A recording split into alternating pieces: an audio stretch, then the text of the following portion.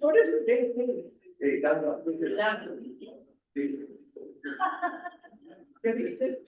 No, I think the. Science. What? Chickers, figure out, they're in the class. They're gonna learn in the class, I saw it from my mates, they're top on them, they're on property, they have a red swing. All over. Well, a few years back.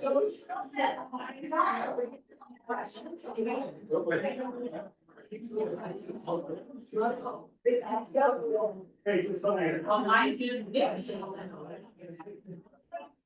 Yeah.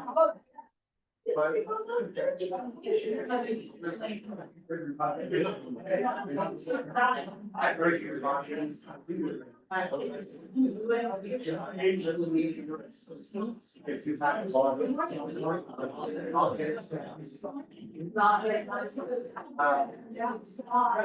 have no, I think you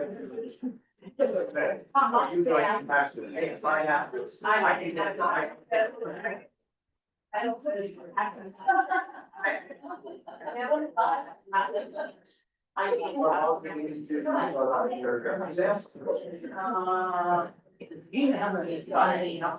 yeah, that's all I need.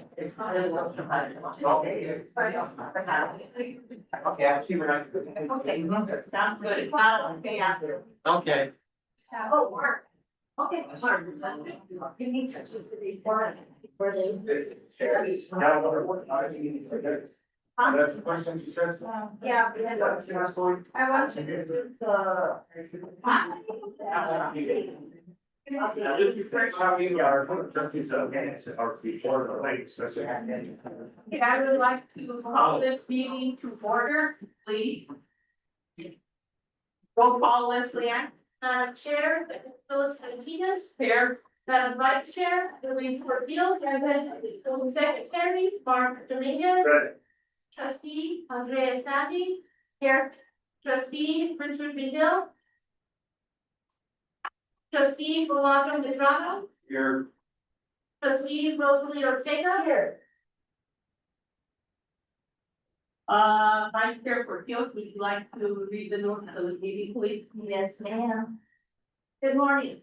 Today is Tuesday, August 11th, 2026. This is the regular session board of trustees meeting of the Newton Community College Board of Trustees.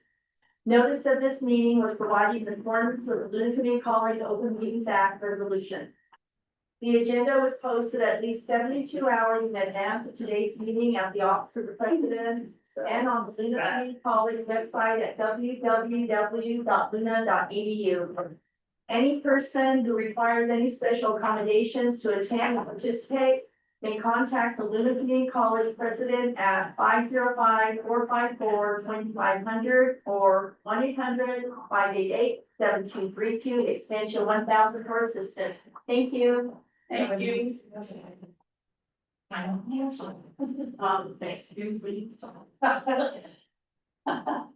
At this time, I would like to welcome Dicey and ask her to lead us in the pledge of allegiance. Thank you. I pledge allegiance to the flag of the United States of America and to the republic for which it stands, one nation under God, indivisible, with liberty and justice for all. Thank you. Next item, approval of the agenda. Madam Chair, if I may, Yes. or to move item 13 of the agenda, Madam Chair, to item number 8. In retrospect, piggyback off of the bank, because I feel that it's formative to the rest of the board. If there's any questions from the prior finance committee meeting, that we answer that, and then we have Ms. Rosalie there to assist in where we're at with the process of that. Thank So you're saying audit and finance report would be number 7, you. No, after the community perspective. then it would be number 8. Number 8, yeah. Well, I don't want them waiting. I know, but I think she has to go over some discussion action They need items. to make, they need to make the motion, you know. Yeah, I'll make a motion to move it to 7 instead of 8. So that, in case there's any questions on the, I have some questions on the action items. Early. Okay, a second. I'll second.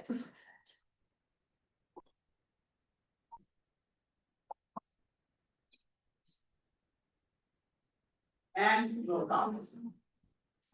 Very. Madam Chair, Dr. Phyllis Martinez, Yes. Madam Vice Chair, Louise Portillo. Yes. Secretary, Mark Dominguez. Yes. Trustee, Reyes Sami, Yes. trustee, Richard Hill. Trustee, Rolando Medrano, Here. trustee, Rosalie Ortega. Here. Somebody's phone.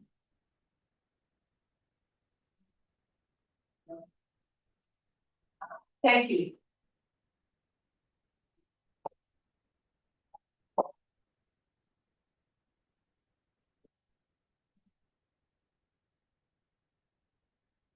Do you need to wait?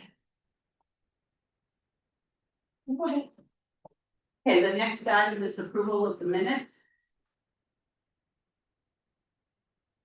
I'll make a motion to approve the minutes from July 14th, 2026. And a second, Second. and roll call. Madam Chair, Dr. Phyllis Martinez, Yes. Madam Vice Chair, Louise Portillo. Yes. Secretary, Mark Dominguez. Yes. Trustee, Andrea Sami. Yes. Trustee, Richard B. Hill. Trustee, Rolando Medrano. Yes. Trustee, Rosalie Ortega. Yes. Is there anybody for public comment this morning, Leslie Ann?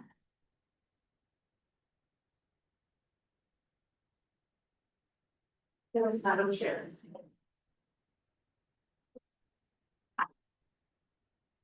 Thank you. I don't think you need to be on public comment because you're a regular agenda. Okay, thank you. Yeah, that's me, and I told him, I thought there was a sign sheet, they don't have a sign sheet for. We have the sign-in sheet, I thought we had a sign sheet, Madam Chair, and a public comment sheet. if they sign in public comment, they can, we did both, that's all right, don't worry about it. Okay, so next we're going to have the audit of the finance report. Would you like to? I think part of the audit and finance report, we need to have the audit and finance committee meeting. Would you like to give us that? Trustee Dominguez?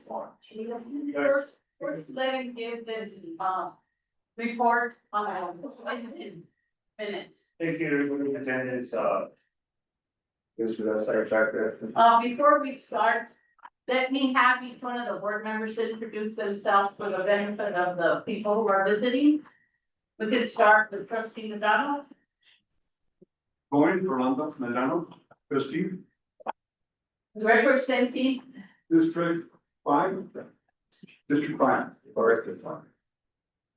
Andrea Sandy, District 1. I'm Rosalie Ortega, I represent Guadalupe County, Santa Rosa. I'm Louise Portillo, I represent District 6 in the Springer National area. And I'm Phyllis Martinez, and I never cease to say, what, Mark? What do I represent? You're from Mora. Mora. And Rosiala, by the way. And next, Well, I don't need any introduction, well, we know who I am, so I represent District 2, Mark Dominguez. thank you. And members of the audience, so that the bank personnel will be familiar with some of the people who attend our meetings. You want to start, Gloria? Gloria Ortiz, Berenzer, Arthur Advising. I'm Rachel Scott, I'm the registration. And then I'm the I'm Ryan Trujillo, I'm the executive assistant to the vice president and associate vice president of student services.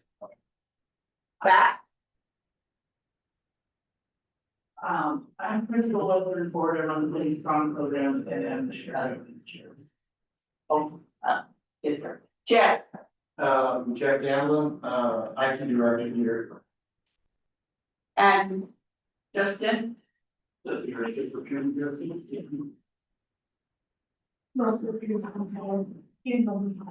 Kira, Sure, Lewis. Lewis Herbert, Shorter, Burlington College. and Leslie. I'm Leslie, President Garcia, and I'm the executive admin for the president's office and the board secretary. Just trying to meet them. Thank you, and I'm sorry we didn't introduce all the people at the meeting and the finance committee, that would have been important, but we all got sidetracked. Okay, go ahead. Secretary Dominguez with the board and audit finance committee minutes. This will give some clarity to the presentation. Thank you. Madam Chair, so on August 3rd. At 8:30 in the morning, we had board and audit finance committee, everybody attended with myself. Madam Chair Phyllis Martinez, Mr. Richard McGee, Dr. Harold Winter, Swervin Cruz, Luis Baca, Justin Garcia, Jerry Sanchez. Jessica Duran, Captain Cougar from the bank, Mr. Mike Quintana from Community First Bank, and Mr. Williams, and Mr. Crystal Pereira. So the reason for this meeting was to verify and to assist the college as to processes of the bank and responsibilities of the institution. Collectively, we work together, we have some discussions moving forward. We had to explore options to improve bank reconciliation processes, reducing reliance on manual processes. We explored options to improve LCC workplace system banking reconciliation processes using a bank college integration, a data load of accounting activity. We restored options to reduce the number of paper checks cut and explore options for ACH transfers for students and suppliers. We had previously to that meeting, we had made recommendations that we should possibly hire somebody to just reconcile those things. The bank has set up a system for us that is it's pretty simple, since that we download up to 3 months, they reconcile, they basically put the numbers, they give it to the auditors, and that's the purpose of that. So all that stuff needs to be done on a timely basis because things are only kept for 3 months. Be done daily, weekly, monthly, and we have up to 3 months if I'm not mistaken before that. We also discussed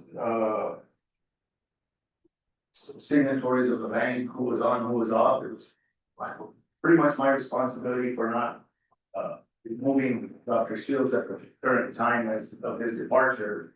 And now we're gonna be adding a Rosalie Cruz today, but that's as far as pretty much the session went with the bank.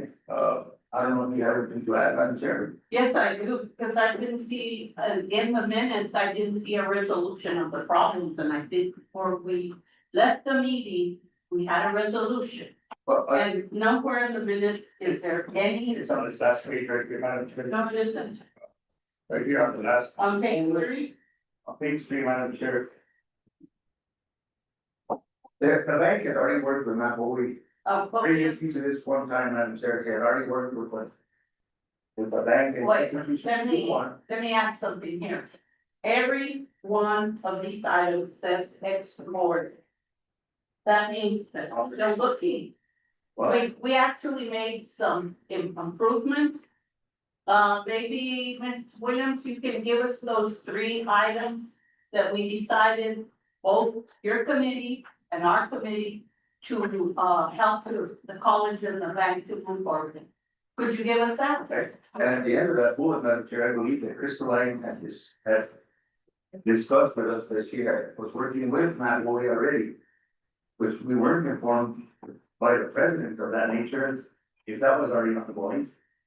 But that was one of the last key acknowledgements of the bank and the institution that there was already a working mechanism in place. But I'm questioning the minutes. And the minutes don't have that. But I know you're gonna be able to give us some clear cut solution. Sure. You said, excuse me. I'm sorry. You said we, on the, looking for the minute. Okay, All right, thank you, sorry. Welcome to the last time, Chair, so. it's forward. That's not resolved. Sure. Okay, thank you, Madam Chair, Dr. Martinez, and Trustee Dominguez, Secretary Dominguez. And also, thank you so much for being here today, and we appreciate you working with us, on these solutions. I think that there were some suggestions that came out of that meeting. And I think that some of those are found in some of the action items that we're doing today in terms of changing signatory and updating the signatory, reducing the signatory, and taking care of some of the transfer problems that we have. And so what we have, I did meet with the, and Dr. Toya and I did meet with our team afterwards. And we do think that there are things that we can work with the bank on, and I think that those are things that our finance department can work on those operations rather than deciding that at this level before. There are things that I think that they recommended, and we have several of those as action items today. And then going forward, there are things that we're trying to look at to make sure that our processes are aligning with their process and see what we can do. So there was a suggestion to have Matt Bowie write a program to resolve this issue. That was something that was suggested by Crystalline. And what we want to do is we just want to make sure that for our workday processes that we have, before we have the bank do any extra work, that we know what those processes are internally for us workday, and that we then work with the bank directly with that. And so I think that was beyond the scope of the Finance and Audit Committee in terms of the logistics of how we resolve that, but I think that we had some things, but there was not action that was taken at that meeting that, except that we did work on these action items that we're doing that. And so, but I'm happy to hear any comments from Ms. Williams, President Williams, and the bank, as well as Rosalie and others, members of the committee. Madam Chair, if I may, before you get this started, the board needs to understand its role, and we can only make recommendations as a committee and bring them back forward to the rest of the board. Otherwise, giving direction is a day-to-day operation. And I'm not gonna be held accountable for that. I'm not gonna be slandered for that. So back to you, Madam Chair, stating that there wasn't a resolution or there wasn't anything in place. It's not up to us. It's up to the president. And if we don't give her direction and hands to back it, then that's her problem. It's not my problem. It's not your problem. It's us as a board to give her direction and support her and what needs to be done. What I'm hearing is that she's just stating that it's not reflected in the minutes. Well, That's all she stated. That's all I said, That's yeah. all she stated. Thank you. it hasn't been done. It hasn't been finished. Yeah, but that's all she stated. But there should have been 3 items that we at least discussed, and I think that's what you're gonna provide for us. But I don't. Trustee Becky? I just wanna know if any of the suggested stuff has been tried. Up to this time. I think but there's Any of the solutions that the bank is given have they been tried internally and to resolve the. and that's what Williams is going to tell us now, and then we'll have Rosalie or Dr. Linder provide that information. Go ahead. Sorry about this. No problem. Thank you for allowing us to be present today. Thank you for Appreciate it. So I'm Yvette Williams, President, Community Perspective. I've also got Catherine Hulu, my Chief Operations Officer. My right hand is wonderful. So I want to make sure that if I'm unfamiliar with a specific process, that Kat is able to chime in and provide you additional information.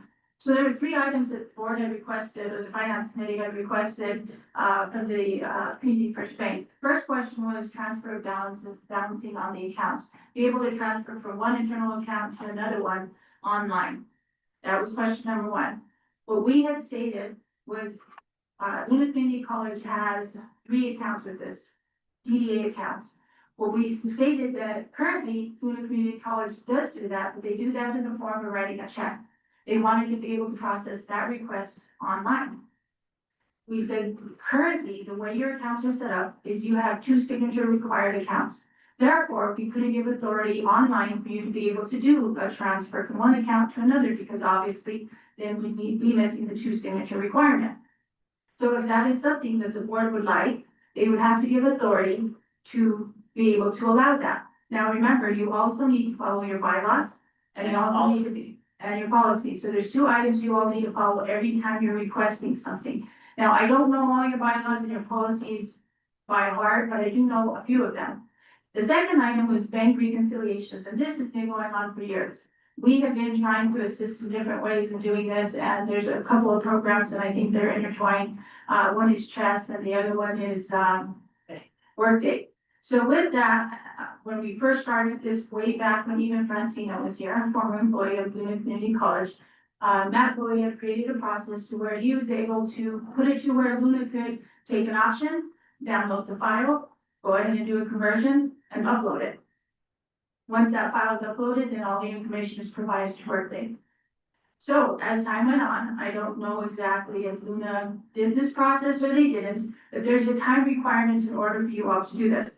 The reason is because the system doesn't continue holding these items on the system, so you have to take the option in a timely manner. In regards to that, typically we recommend to do it at least once a month. If you don't, things happen, it goes out, it's recommended once a month. The third item was, back to number 2. In regards to the reconciliations, I know, Luna had stated there was some items that weren't working properly, so we offered to go ahead and change the program and to assist with the process to make it even easier. My understanding during that meeting was that Luna was going to provide us with how that file needed to be broken out so we could set it up perfectly so that item can be downloaded. Now, we haven't received that file yet from Luna, but I understand that there's still some processes being clarified, which I'm not too sure how that's working out, because I thought you already knew what you needed in the file so you could upload.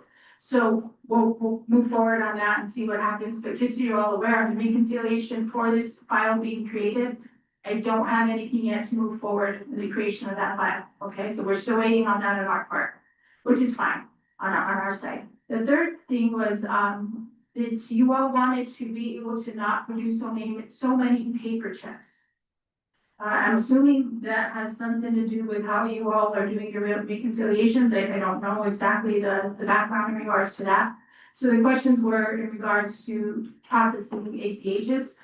For example, if a student needed to receive their financial aid, could they receive an ACH? Now, in my opinion, and this is just my opinion as a financial institution and how we handle our accounts internally, I would not recommend processing an ACH to a student. Primary reason is because typically students don't have their own personal accounts, typically it's their parents. Second of all is if an error occurs, as it has in the past, we're not able to help you do a stop payment. And once that ACH goes out, it's out and it's in that person's account, and good luck trying to retrieve it back, because it's not gonna happen. And that's 2 signatories on the chairs, correct? Correct. Thank you for that. One other thing is in regard, they also mentioned a process called a reverse wire. Now, our institution does not allow reverse wires. Primary reason is because you're allowing a third-party vendor to access your account, take your money. So if you, for some reason, sever that relationship with that vendor, they're still gonna be allowed to take that money from your account. So I don't recommend doing reverse wires, because then you're not in control, the vendor is. And with that, Like automatic. yes, because you, and see, the thing is our agreement is with you all, it's not with your vendor. Right. So that's the reason the bank does not allow, those type of wires, reverse So wires. once the board would agree to that third party vendor, there's nothing you guys can do, there's nothing the board can do, there's nothing the institution can do, is what you're saying. The vendor has all rights. They have No, that isn't really, that is You were correct. misrepresented. Okay, so my, You were correct. Excuse Come me, on trustee, Boring. that's, You're not asking a professional that works with numbers every day. that's a professional. She's off the floor. Go ahead. Excuse me. Go ahead, Dr. Lizard. Madam Chair, Secretary Dominguez and Ms. Williams, we need to look at the process this more. But the process that the other chess schools are using to pay their suppliers does not give those suppliers free rein to take money out of our accounts. They are processed in a way that that you're paying once it's received, we have all those processes, and so. What we wanna do is just explore that, this is something that was explored prior to me coming in as the VP under Francina. This is now we're 2.5 years into this process. These are things that the other chess schools are looking at. And what we want to be able to do is not make any decisions right now. We want to just explore our options and see what the other schools are doing in terms of and there are checks and balances. And so other schools have checks and balances and they don't allow other suppliers to just draw from those accounts. They're totally tied to our accounts payable and our accounts payable process. And so there are account payable processes and purchase orders and supplier invoices and everything that goes into the case of we would not just be allowing suppliers to take money for that. We have to authorize all payments out of our office, and those are how those processes are set up. And so what I want to make sure is, and this is what I suggested, and I apologize that we haven't had that. I was out of town last week. I have just been back in the office. We did have a follow-up meeting and we are absolutely committed to doing this, but I want to make sure that we are working closely with our bank, that we can see what will work before any decisions are made at the board level. And our board policies do not dictate to signers, our board policies do not dictate exactly how bank signatories work. There is nothing in our policy about that. There's nothing in the board policy about that. There's nothing in our finance policies about that. But what we have to do is follow absolutely good accounting practices, which is what we want to do, which is why I have Rosalie and accountants that are going to do that. And so we're committed to doing that and working with the bank. And so we're not suggesting processes that go against following standard good accounting practices and making sure that if we're paying a vendor, that we have control of that. Ma'am, please. I agree with partial what you say, Dr. Dunder, in regards to the controls and the wires, and you have the accounts payable. Although, my concern is if you don't have the reconciliations in place, which is back to item number 2, you may have an issue with that. Because if you have a vendor that you're using and all of a sudden you sever that contract and the vendor does not stop that item coming through and it continues to go through, you may miss it because it falls between the cracks and it may cause an issue in the long run. So that in regards to that piece, you're right and partial to what you say, you do have to allow them. But our agreement is with Luna Community College. It's not with the third party vendor. That is why we cannot do a reverse wire. Now, in regards to the other piece that you were talking about, the policies and so forth, there's a section on your policy that Kat has, and I'm gonna have her go over it. And I'm gonna tell you what our interpretation is to that section of the policy in regards to how you have your, have it written up. And I understand what your interpretation is, I hear what you're saying, but if you want to read through it, and even if you ask AI how to interpret it, it's not exactly what you're stating. So I just want to make sure there's clarity into what the board is understanding as well as Dr. Linder's understanding and the verbiage of what your policy states and how we're interpreting it based off of our internal language and also what we're understanding AI to interpret it as well. So I'm going to let Kat take the microphone, explain it to you all, and then you guys can read that section of your policy and see where we're at with that. So the question came up to me about where in your policy states the requirements for the board of trustees to have control. So I printed the actual board of trustees policy manual that you guys approved January 27th of 2026. Can you tell me what page you're on? It is gonna be on page 5 of the policy under the duties of the board of trustees, policy number 1450. The last time it was revised was 3/11 of 2025. Again, this is a policy that you guys approved, you guys made changes to. we create our documents according to what you guys have stated in these policies. What I did was determine what the things understanding of what your policy states. And what it says is the requirement for the board to authorize designated staff to access, control, or serve as signatories for the college's deposit and banking accounts is anchored under section 1450, the duties of the board of trustees of the Lynn Community College Board Policy Manual, which is the one that I printed up. Specifically through the board's explicit mandate to determine financial and educational policies of the college and provide for the management of the college. Basically, this means that it defines broad governance duties rather than day-to-day banking logistics. This specific authority is actively executed and practiced through the following institutional frameworks. So policy mandate, it dictates that the board controls the overarching financial administration of the district. So you guys are the ones responsible for assisting in those that you appoint to be on the account, which would be Dr. Linda, Dr. Martinez, Mr. Dominguez, Rosalie, Sharice, Dr. Shields still. You guys are the ones that appoint them to be the ones in charge and take care of the day-to-day for you. But at the same time, you have to assist them with whatever decisions that they're making. And yes, Dr. Linder, you are correct. It does not state that you guys have a two-signature requirement. That was a decision you all made when you established the account with us back in, I think it was 2017, when you set up the 30 accounts with us. You guys chose to have the accounts that are two-signature required. Most colleges do have that mandate in their policy because of the fact that you need to have check and balances in place to make sure that not just one person can go sign willy-nilly on whatever they want to sign off on.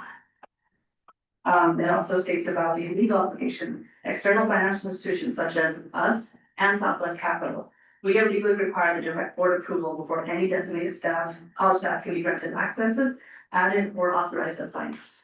So of course, you guys are the ones that make the decision, which is why every time you have a meeting like this, you make the decision whether or not you're going to add Rosalie or remove Rosalie, whether you're gonna add Mark or remove Mark, whether you're gonna add Gerald or remove Gerald. You guys make the decisions.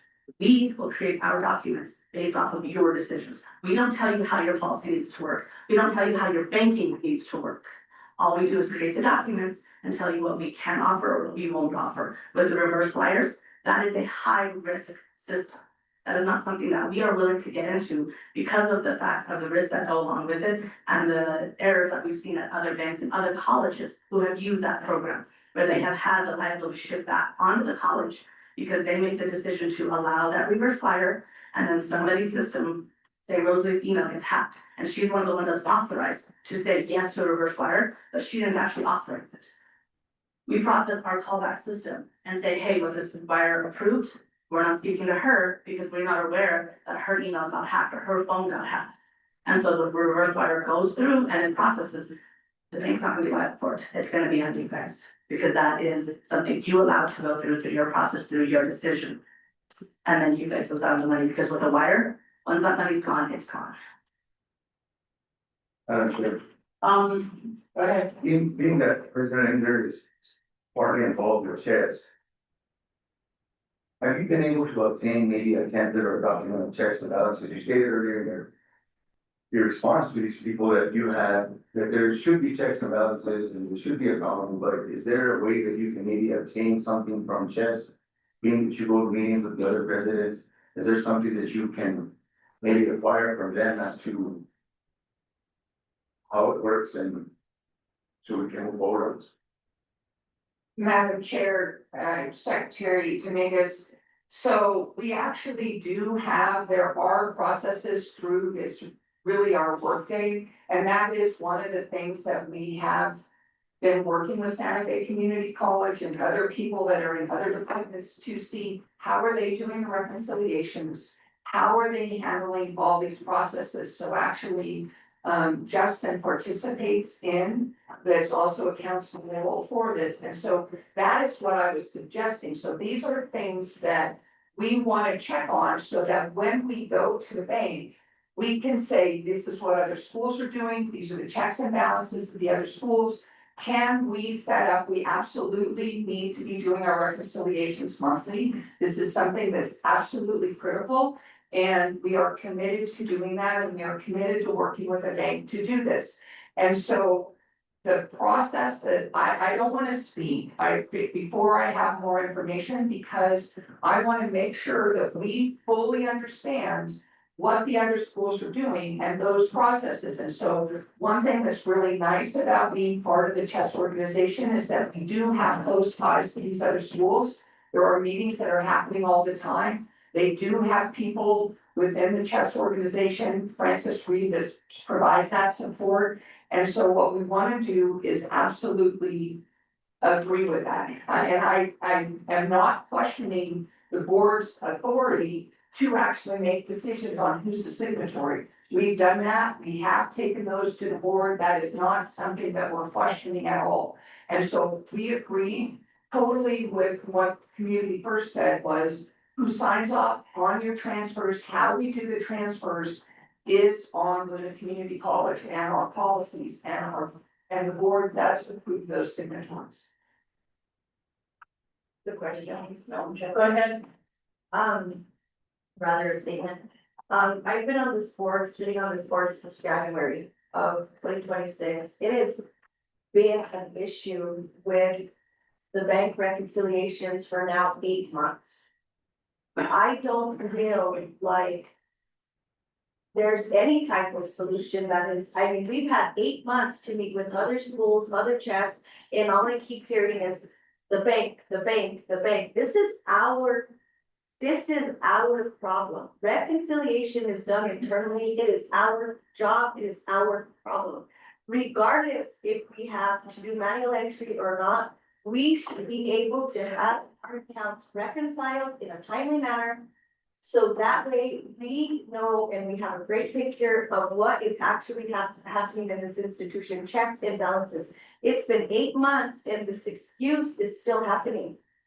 What are we going to do? I want an answer as to what we are going to do. It is not the bank's problem. This is not a community first issue. This is not going to change if we change to Bank of America, if you will. This is an issue that we've had in this institution since I've been sitting on this board since January.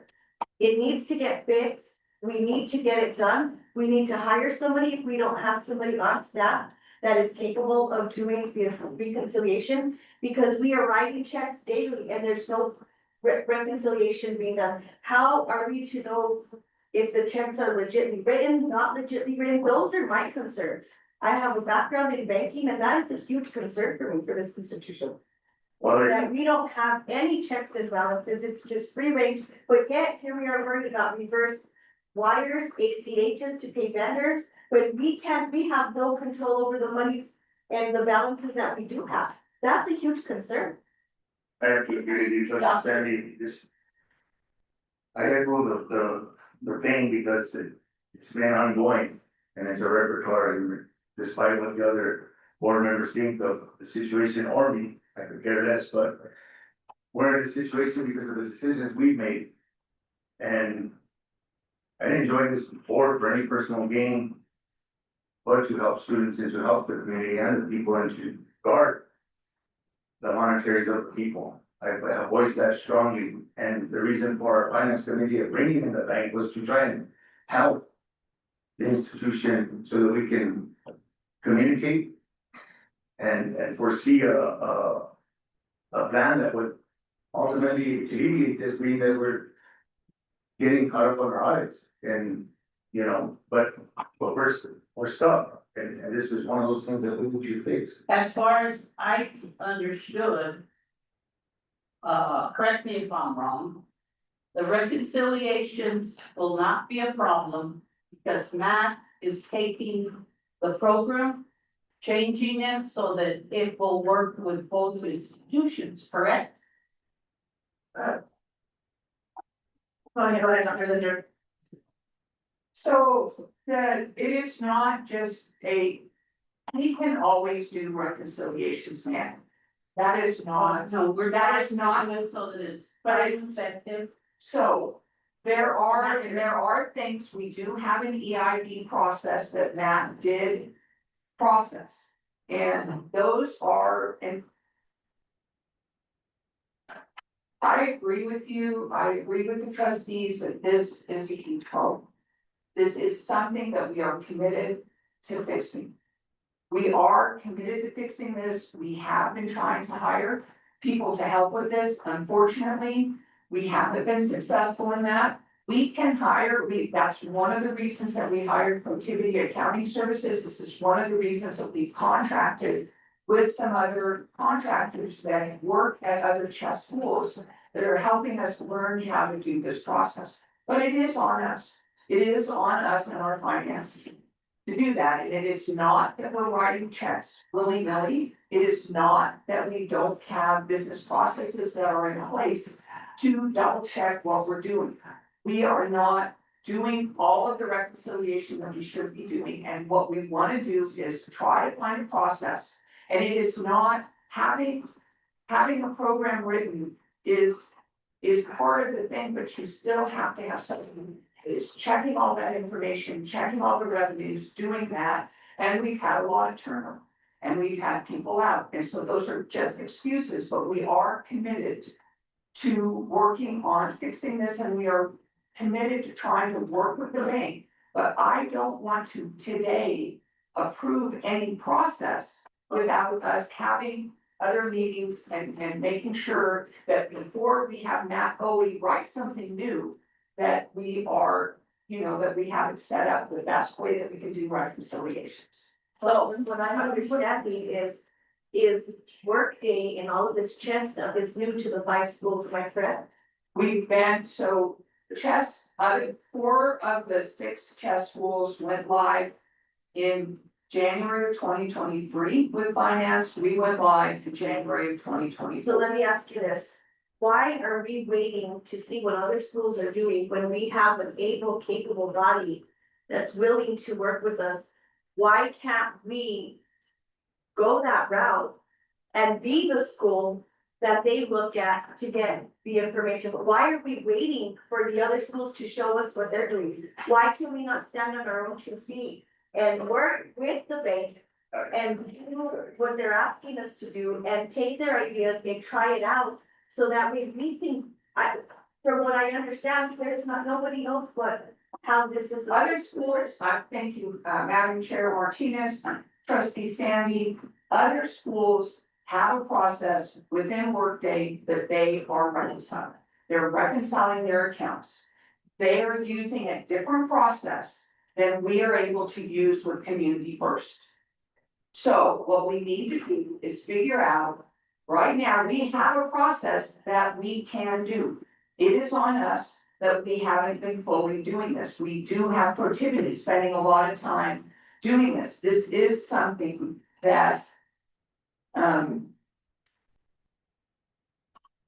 gonna say that, unfortunately, reconciliations is absolutely critical, but other pressing matters within the finance department have taken precedent, and so it hasn't got the attention that it's needed.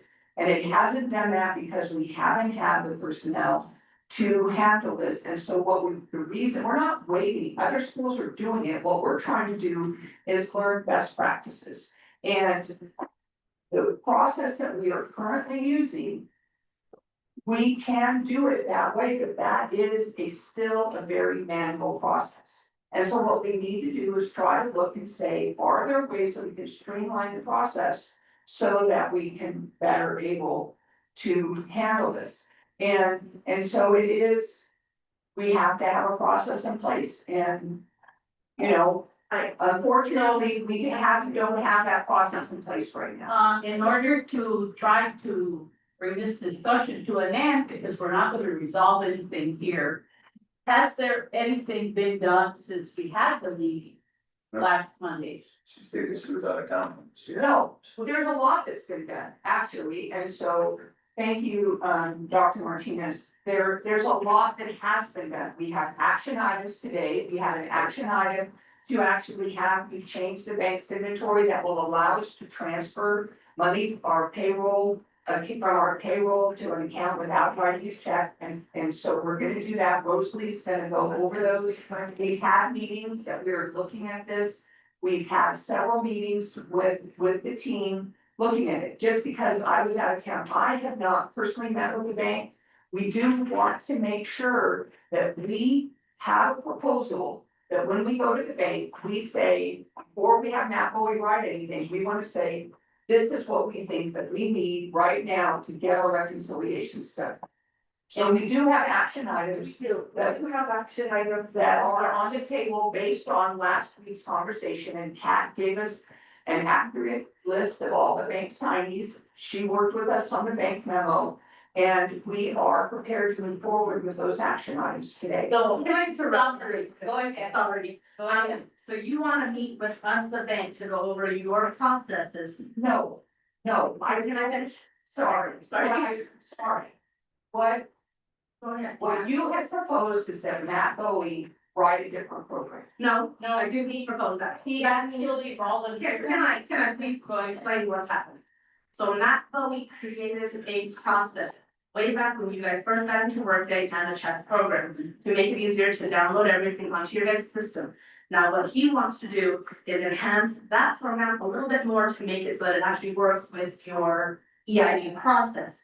He's not gonna create anything new, he's just gonna make it a little easier, because I don't think he was aware that it needed to be a little bit different for it to actually go through to chess or Workday. So we're not creating a whole new one, but what I was gonna say is you wanna meet with us, the bank, to go over your guys' process, but we're not gonna make a decision for you. All we're gonna do, all the bank, any bank that you go to, all they're gonna do is say, how do you want your system to work?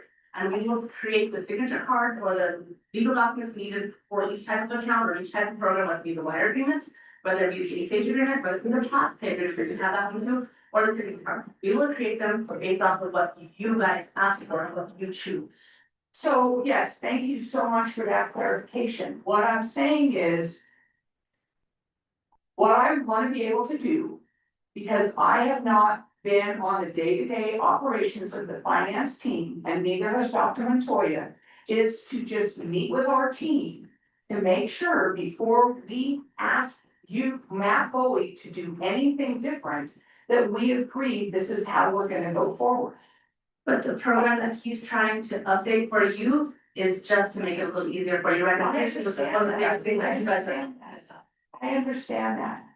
I do understand that, but there are processes that have changed, and what we wanna be able to do is just make sure that what he created 2.5 years ago is what makes sense, and so. But you're gonna base that off what the other schools are doing, but the other schools are banking with different banks that have different core processors. So it's not gonna be the same as ours. We're telling you what we can do, and Matt knows our process. Right. So what he's gonna create for you, he knows your process too, because he helped create, I believe, this I process. understand that, I do understand that. I just don't understand why it's taking us 2 years to get this done and why we're sitting here now. One of your proposed items, the action items that we're gonna take today and we have to vote on and support, I don't know if anybody's got over your packet, I but have, it is asking for more monies for this outside entity and now it has the word reconciliation. So now you're gonna ask I don't know the term, productivity now to do our reconciliations, because that's on the list. I'm just saying what's on the paper, I'm just saying what I read.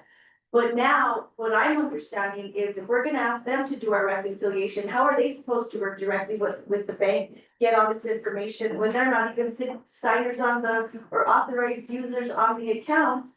Then how are they gonna get the information? So then we've now paid an entity to do this and we are still stuck at ground zero. We're gonna be dealing with this in another 8 months. So, I mean, if you could just briefly, we need to get the meeting back on track. I think we've spent 40 minutes on this discussion already. We need one brief comment and then we'll have the bank briefly summarize. And Dr. Linder, if you can give us a date or at least some idea as to when this can be coming to be resolved, a reality anyway. Go ahead. Madam Chair, if I could comment, I think, sometimes not enough when it comes to taxpayer money. But, President Linder, is there a way that through the professional services contract that you could possibly hire a contract person? Is that a possibility through the professional service, when it goes up to 15,000?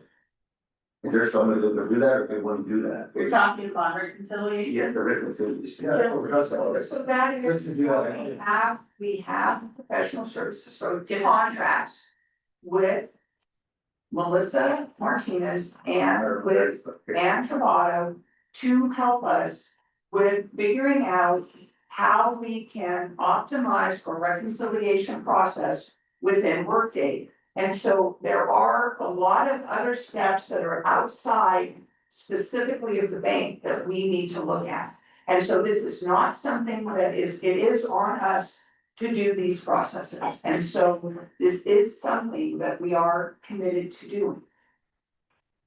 Go ahead. Just to summarize on our part, I think we started this all with the 3 items that we were starting with, so just to make sure we're all on the same page. The 3 items were to transfer balances, which sounds like we're working out as one of the items, if it is taken action today. Second thing is bank reconciliations, and the third is reduce paper checks. If you need more information from us, let us know, but right now the bank is on hold on anything that you guys tell us to do, because of course we need the minutes. And then, of course, on how everybody decided to proceed on your reconciliations or the file. So I just want to summarize our part, and that way, once you guys decide what to do, well. I have a question for the bank. If we do, approve the ability for them to, transfer money from one account to the other, and it specifically says from the general account to payroll account. This is not giving anybody any authorization to do any type of, ACH payments online, correct? That's correct. This is just for a transfer from general to payroll for that purpose only. Yes, ma'am, and we can actually control that, we won't allow bill pay at all on the online system, and of course. What Rosie has on her list, I believe, is to state who's gonna be authorized to do the transfer, that way, when we see it on our system. We actually have to monitor those transfers, we'll see it, and if it's not her login and it's your login or his login. Then we'll be able to reverse it and double check on that, yeah, but we're making it to where if for some reason somebody transfers a penny too much. You won't be able to reverse that transfer, you'll have to actually call us to correct, because you won't be able to do a transfer from payroll back to general, it's only gonna be. Okay. Trustee Sanders, that item under, That's, number 5 on the memorandum from Rosalie Cruz. That's what they're asking us to approve. I just wanted to make sure it wasn't bill paying to where they can start paying vendors. Yeah, no, that's over here in your packets. Any other questions from the bank, and we'll move on to the next item. Thank you very much, ladies, for being here. Did it clarify anything for you? I think That sounds like we're clarification is for us. Okay, all right, sounds good. You didn't need anything else from us? Absolutely. Okay. Thank you. Thank you. And Dr. Linder, is there any date that you could foresee, even if it's past the change, but at least a target, a month, We'll whatever? have an update at the next, Finance. yeah, we'll have an update at the next finance Okay, meeting on September 1st. thank you very much. Okay, go ahead, Rosalie. All right, good morning. Can you refer the page number for the rest of the, Yes, I'm looking at page 32. It's a back page.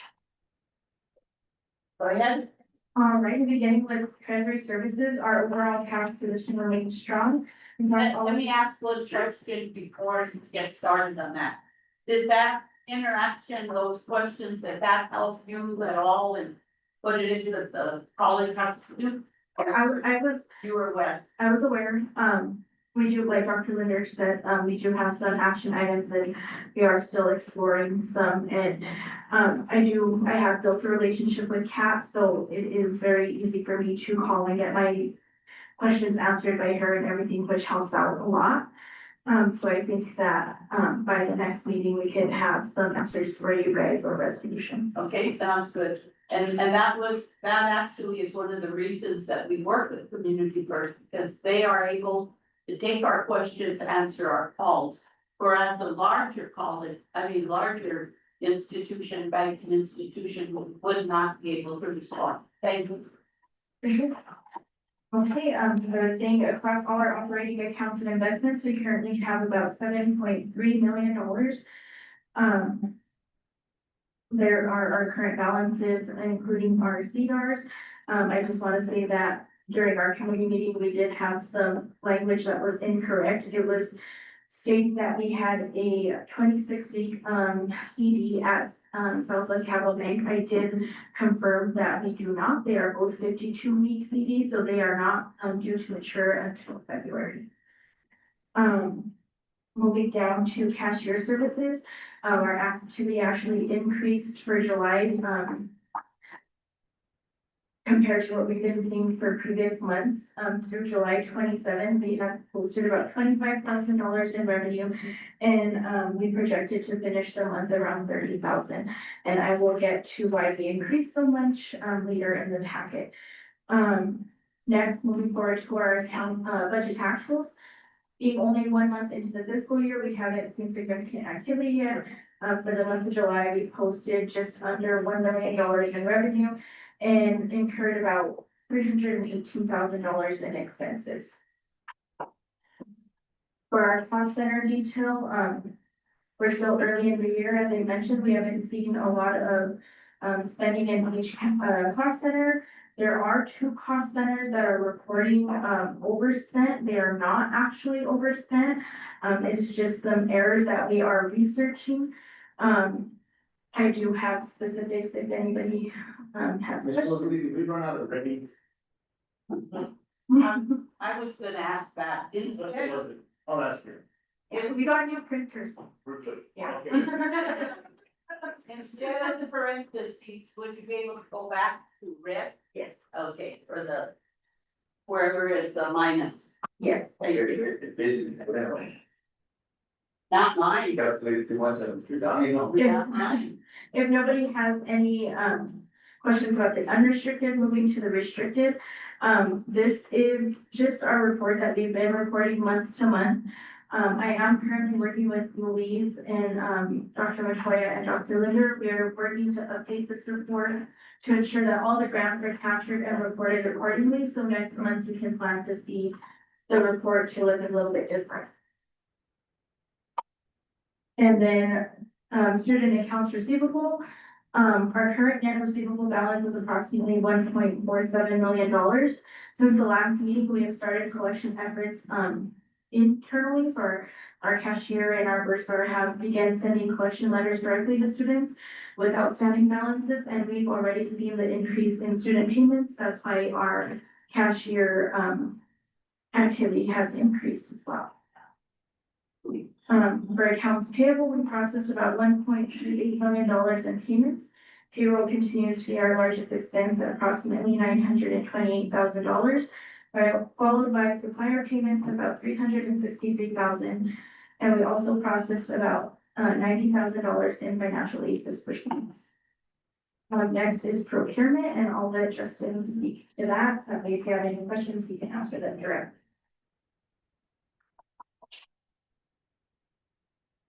Good morning. During July, the procurement department focused on reconciling the FY 26 transactions and preparing for FY 27. New fiscal year spending officially began on July 7th, following the receipt of the FY 27 grant procedure acknowledgement forms, and both returning and new cardholders to ensure the timely delivery and payment of goods and services throughout the year. The department introduced a manual tracking system on July 16th for requisitions, purchase orders, receiving and payments. Recent training support was limited to individual question and answer sessions for specific transactions. The formal procurement, travel and ramp training was scheduled for August 10th, which was yesterday, as part of the in-service calendar. Finally, the deployment of new copiers is progressing, but at this point, we're just about done with that. The papercut software is fully configured. IT is successfully setting up the units, assigning user passcodes, and creating an structural module for preparing for the rollout by August 1st, which is going very well. For the SIS report, this is provided by Cordelia. The CHESS project is currently on testing, validation, and integration for the student financials workstream that has to do with finance. We are still looking forward to integration on TouchNet to Workday for swift payment and record process, and thereby We are not able to make any testing on the payment process right now, and this hasn't been sorted yet. We have continued to write E2E tests and trying to close out with the testing. I have been working closely with Charlene, who's our cashier, teaching her how to validate and as she sits in on the meetings. There was an on-campus visit for the URR and some mock review to go live. The URR was great hands-on learning experience of what some work streams do, giving us general knowledge of how things get done. So the student financials workstream is a presentation of the student account overview, shortcuts and access as a student when it comes to dealing with the financial aspect. The process of integration might take a while, as I have stated for the past months, but TouchNet and Workday will be working together to ensure good integration before we can go in and test the process and make changes that need to be done. The dates of the go live remain the same. The first go live will be September 21st, 2026, and all concerning student financials will be ready to go live on March 2027. There have been no changes to these dates as of today. So that instructional module did roll out on August the 1st? Yes, received emails and instructional modules, how to access the printers, what the capabilities they have as far as secure print and direct print to the printers. So I only had a couple of questions as far as like, what is my passcode? Which that's one of the training modules was directed people to find out how to get their passcode through Workday. So Thank you. Mr. Justin, who can override anybody else's passcode? You have that authority if somebody forgets their passcode or it's the passcodes are set up in Workday. It's your own personal Workday ID number on there. So it usually we don't know each other's passcodes. But if you do know someone's passcode, it will time out after a while of sitting there without being used. It'll time out and it'll require that passcode. But we'll be able to monitor, like if we get a huge job that is unusual for that, we'll be able to identify. you have something in place to monitor it? Yes, everything's recorded. When do they pick up the whole printers? Last question, just wanted to pick up. I don't have a date on that. I have a meeting with Chris and Norman on Thursday I know to you've given us a coordinate all of finance, that. right? Yeah, I'm not too sure yet. I have to coordinate with Norman and Chris and what we're gonna do with those. Appreciate all your hard work and effort into those printers and getting everybody situated. Actually, Kira did majority of the work on that, so huge shout out to Kira. Thank you, Kira. Appreciate you guys. Thank you, Justin. Okay, moving forward, I'm actually going to skip one page. We had a little bit of an ordering issue here, but we're gonna skip to page 41, where it says audit updates. So currently, the FY 24 audit has been submitted to the Office of the State Auditor, and we're currently awaiting their final approval to close out fiscal year 24. Moving forward to fiscal year 25, we continue to work with Protivity and are targeted to complete their preliminary field work by August 31st.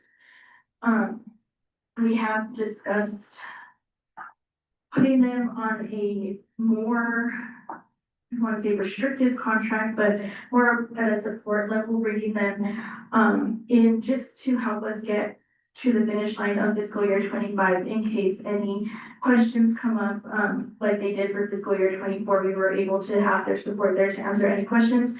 Since we are doing the majority of the work, it is just easier to have them around to answer any questions. So we do have an action item in there for that today, just out of support level. Have any house in there as well, mostly? Say that again? I need to have that on. Yes. It says, quick question, it says on here to continue the review and reconciliation of cash. The reconciliation of activity, bank account, where is that exactly at? Where is the reconciliation month, date, where are we at? So if you look at their chart, so their cash is, they are currently at 60% done. They did have our, No, it isn't done that, but do we have like a month where they're at, a certain month that they're working on, how far behind are we on reconciliation? The work stream progress designates that, correctly? Yes. They have, so when you look at the next steps, it says complete reconciliation of the activity bank account once remaining two deposits are investigated. And so they are still, and then they're looking at quarterly Q2 and Q3, but this is for FY 25. This is not for FY 26. This is for FY 25, helping with reconciliations for that. Right, so if we're that far behind, I mean, we're working already a year behind this reconciling. So again, catching mistakes that happened or anything like that, that's a year, we should be, I don't think, this is a year behind again, so. If we actually were 2 years behind, right? You can call for it, we can call it, and this is just very difficult when you're trying to find errors and, you know, in the college, we're here to protect the financial of this college, that's my concern. So the other question I have concerning staffing is, has there been some movement? Because I know that those applications stayed on someone's desk for I don't know how long, 2 months or 3 months, and now they have moved to another person's desk, hopefully. So, we do have, the technician for grants posted. I do check that regularly as well as Sharice, and we currently don't have any, applicants. I do apologize. We have been reporting that we have both of them posted, and that is not correct, and it totally falls on me. That is something Dr. Schultz had been working on. I trusted that he was working on it. Now it needs a new memo that, was asked of me to provide, and I just haven't had a chance to get around to it. So I am gonna work on the memo for that posting and, work with Dr. Linder to get it approved and posted, and we did talk about that right before coming into the meeting this morning. And will that also be open to employees with them, or is it just external? Anyone can apply to. Okay, so, just backtracking now to, our first action item. We do have our quarterly financial action report that is due, Sure, that is due, by the end of the month. So, this is nothing new. So the first memo is just, some background on that. The New Mexico Higher Education Department requires approval and certification of quarterly financial reporting by the governing boards of institutions of higher education. The approved, reporting of fiscal year 2026 quarter 4 is due by August 31st. And, the report is in your packet so that you can see it as well. We'll do all the action items together. So if you can, And then, I would like, not in one motion, of course, but I would like her to go through her research so that. okay, and then the next action item that I have is for, Rotary, like I mentioned.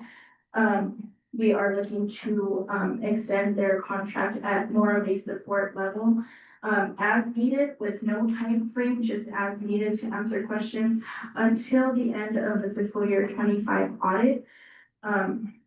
Just to ensure that we can close it out smoothly. We have worked with them and we have received a quote of $47,270.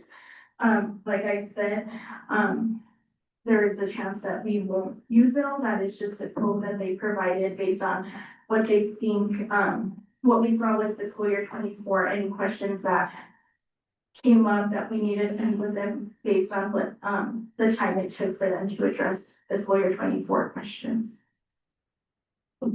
Ms. Rosalie, is that a utility contract, is that in the hour format, to be giving you a price on, or is it just an overall, is it all whatever they submit? It was just a quick estimate that they gave.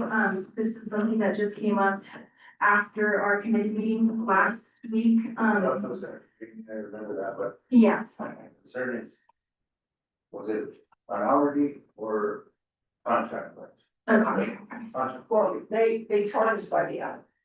So they charge us by the hour, but it depends on who's doing the work. Right. And so I thought we calculated based on activity, data about what that was, I think it was about $200 an hour.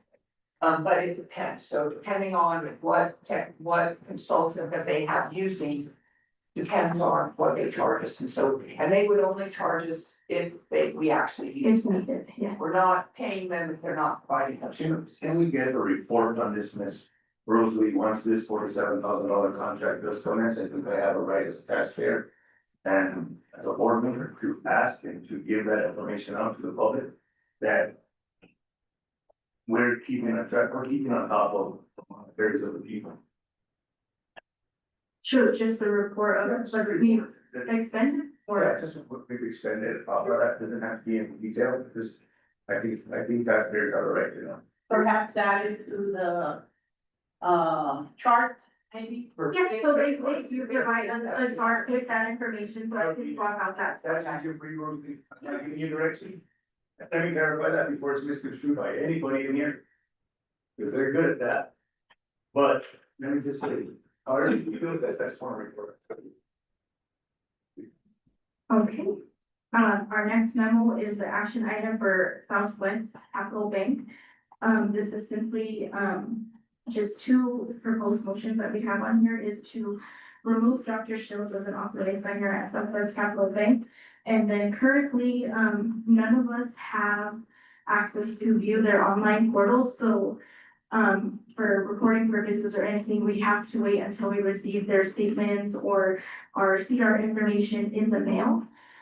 So we are requesting to get bank portal access for Southwest Capital Bank, and that would be for Louise, myself, Sharice, and Dr. Linders. So I just have a quick question regarding that. So up to this point, nobody's been able to see anything that's been going on day to day. Day to day, So no, we have to wait for Never this. managed our accounts day to day, looked at them day to day, nothing. At Southwest, no, however, there is not a lot of activity in that account. There are no payments that are ever made from that account. We only receive payments in for, I believe it's daycare money. So I actually get a notification for any deposits for that bank on a monthly basis when they do those deposits. We do get those notifications, they send us on, email, they send an email. And we get those notifications, it's just that we don't have access to the bank portal. We do not pay Any bills? any bills out of that account. Right. No. That's we know, it's self-use.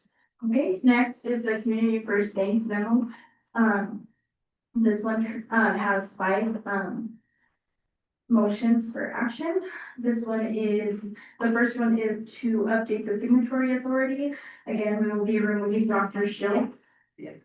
And retaining the rest of the people that are currently on there, which is Dr. Linder, Secretary Dominguez, Madam Chair, Dr. Martinez, myself, and Sharice. Moving down to the Cash Management Authority, again, just removing Dr. Schultz, retaining the rest. Are all those vital in those? Which are all these vital in the signatory authority of number 1 and number 2? Yes. Okay.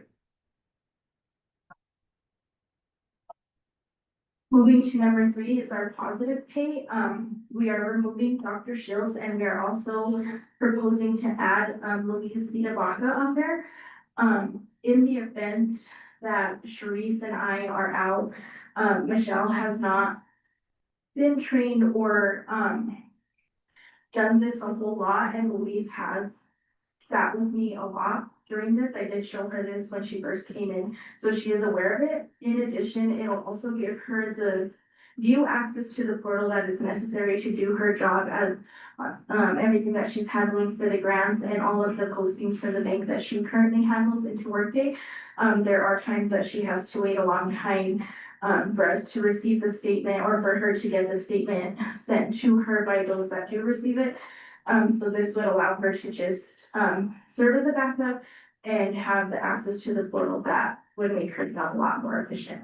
Where does it say to add Louise Vidabaca? Right below it, there's a box right below. I just see it on. Did you get there's a replacement, Oh, okay, so it's not. page 45 and 46, that, yeah. Oh, I see it. Okay, sorry. Okay, and then fourth, an update to the wire agreement. We are removing Dr. Schultz and, that will only leave Dr. Linder and Sharice. Dr. Linder does travel or Sharice is out of the office, so we are recommending to add myself to the wire agreement.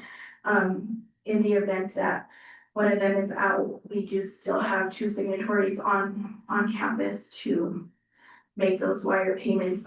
We thought this was handled by adding me as a signatory, until Dr. Linder was out and we had to make a payment and Sharice and I had to take time out of our day to drive across town to the bank.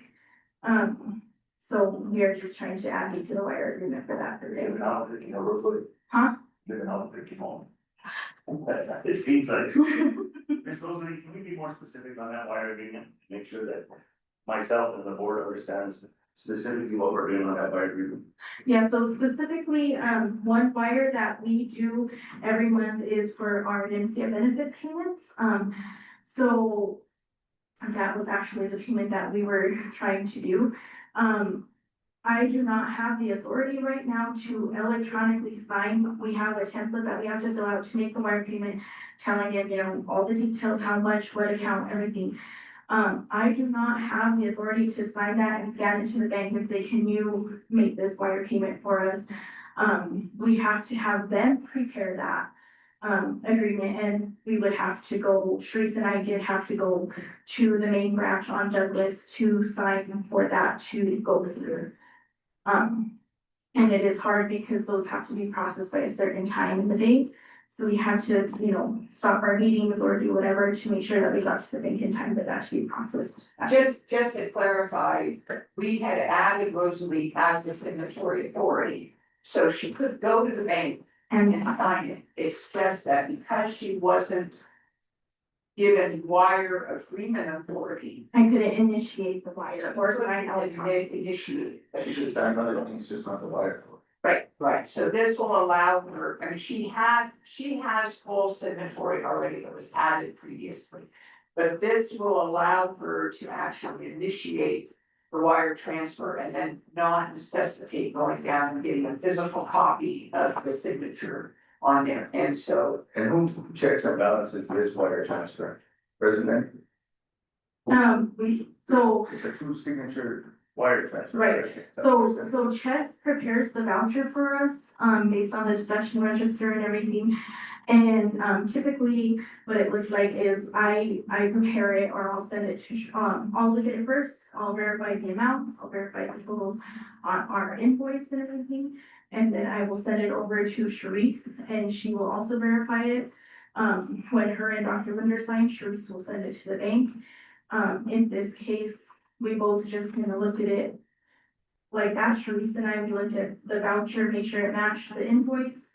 Made sure it matched the wire template that we were gonna send out. And then we have to go to the bank, and before I signed it at the bank, I did verify again based on if they had prepared it, that it was prepared correctly. If you look at by you and Sharice, but President Linder does not give a final. If Dr. Linder, signs that day, yes, she does look at it. Thank you. So this is nothing new? No. Okay.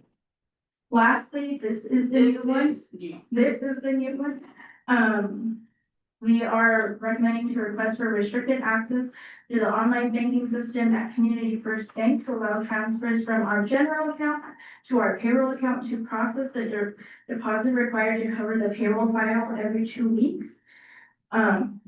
We are, asking for a single authorized user to be able to make this transfer, and we are asking for the authorized users to be Sharice, myself, and Dr. Linder. So instead of used, it should say user, right? How are we doing this in? No, any single authorized or used will be allowed to complete this transfer. Okay, so check this, it says any single authorized use will be allowed, it should say user. Yes, Oh, that's the teacher and the other side. Yes. It's not anymore for a bunch of years. Yeah, Thank you. So this is new. And it can be done in the office. Yes, Okay, the previous one, you actually want to go to the bank? the previous one, we would, I would have to send Michelle the amount that needed to be transferred. She would then cut a paper check for that amount from our general account to be deposited into our payroll account. And that would either go with our daily deposits to the bank and the bank would deposit it for us. Or if it was a little more pressing, maybe we're running late with payroll or whatever, we would take it down to the bank. Okay. So, but now it's not gonna, you're not gonna have to. No, we can just, as part of our payroll processing, I can do that transfer right away and be done with it. Thank you. Any answer, Susan? Ms. Rosalie? No, I did Just ask, mention, Sheree, myself, and Dr. Linder is who we are requesting. to it's number 4, Those are the only three that will. number 5. So, just a quick question, it is, so the amount that you guys are transferring is the amount, the total amount of payroll for those 2 weeks, correct? Yes. So, well, if, what we pay out in direct deposit plus what the employer paid benefits because they get paid out of that account as well. Okay, last memo action item is, this is something new as well. It's the fiscal year 25 annual certification of assets. In accordance with applicable state requirements, an annual physical inventory and review of the college's capital assets has been completed. The inventory process included verification of assets, reconciliation with fixed asset records, identification of additions and disposals, and confirmation that institutional records accurately reflect assets owned by the college. The certification process helps ensure accountability for public resources, supports accurate financial reporting, and demonstrates compliance with applicable accounting standards and state regulations. There is no direct fiscal impact associated with approving the certification. This action formally acknowledges completion of the annual asset verification process and affirms the accuracy of the college's capital asset records as of June 30th, 2025. These are assets, so my question was, I thought we didn't own King State. 27. I thought that MOU, it's not ours. But it's actually over on property, isn't it? I just guess that. It's registered as an asset. MOU. That doesn't matter, that Chair Martinez is correct. My understanding is that we do not, that is not an asset. So therefore we So, don't. I don't know why it's listed that way, so we're gonna have to, but if you guys verify that in our records, it says that we have that as an asset. So we would have to be paying taxes. Are we, a shareholder at all? Do we have any financial investment in it? Because of the amount, that could be why it's registered as an asset. I think that has to be, researched, so therefore we would be able to approve this. It would be fantastic. Plus, there's a whole bunch of others, but since we're not gonna approve it. Any other questions regarding this from the board?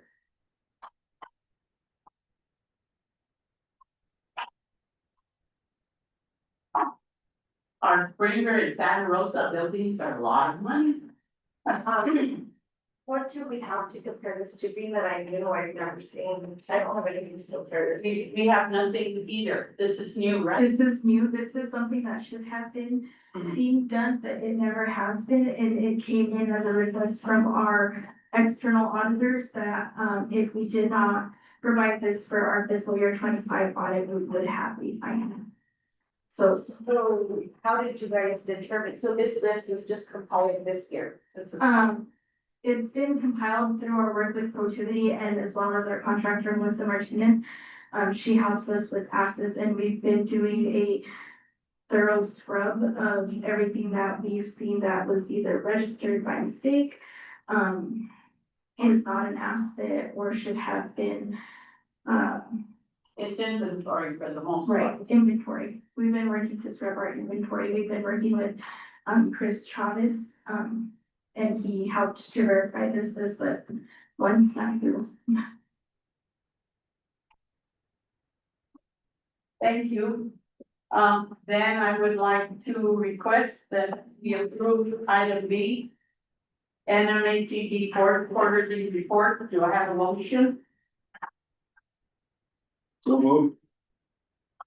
And a second. Roll call? Madam Chair, Dr. Phyllis Martinez. Yes. Madam Vice Chair, Luis Portillo. Yes. Secretary, Mark Dominguez. Yes. Trustee Andrea Savvy. Yes. Trustee Richard Behill. Trustee Rolando Medrano. Yes. Trustee Rosalie Ortega. Yes.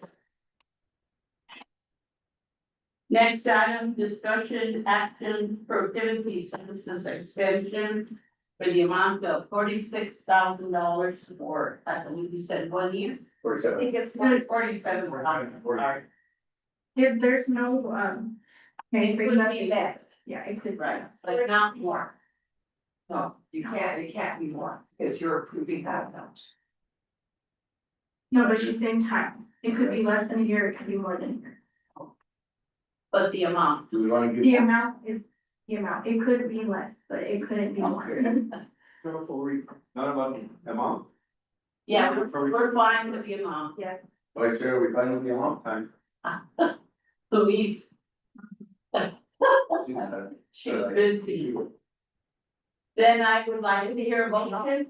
That's okay. I just want to know when this support is going to stop. I mean, is this never gonna stop? It's gonna be higher. Well, this was a game 2 years ago and you finally finished that. So let's hope that once we get caught up with the audits, we're not gonna need them anymore, correct? 47 to 70, I'm sorry. So is there a motion? Motion to approve productivity to continue operation for the audit function. With no more than, you put that in your. The memorandum states, no more to exceed 47,270, Madam Chair. Right. Starting September 1st through the completion of the fiscal year 2025 with reports. And the second. Roll call? Madam Chair, Dr. Phyllis Martinez. Yes. Madam Vice Chair, Luis Portillo. Yes. Secretary, Mark Dominguez. Trustee Andrea Savvy. No. Trustee Richard Behill. Trustee Rolando Medrano. Yes. Trustee Rosalie Ortega. Yes. Letter D, discussion action item, Southwest Capital Banking actions. A motion. I got it. And a second. Second.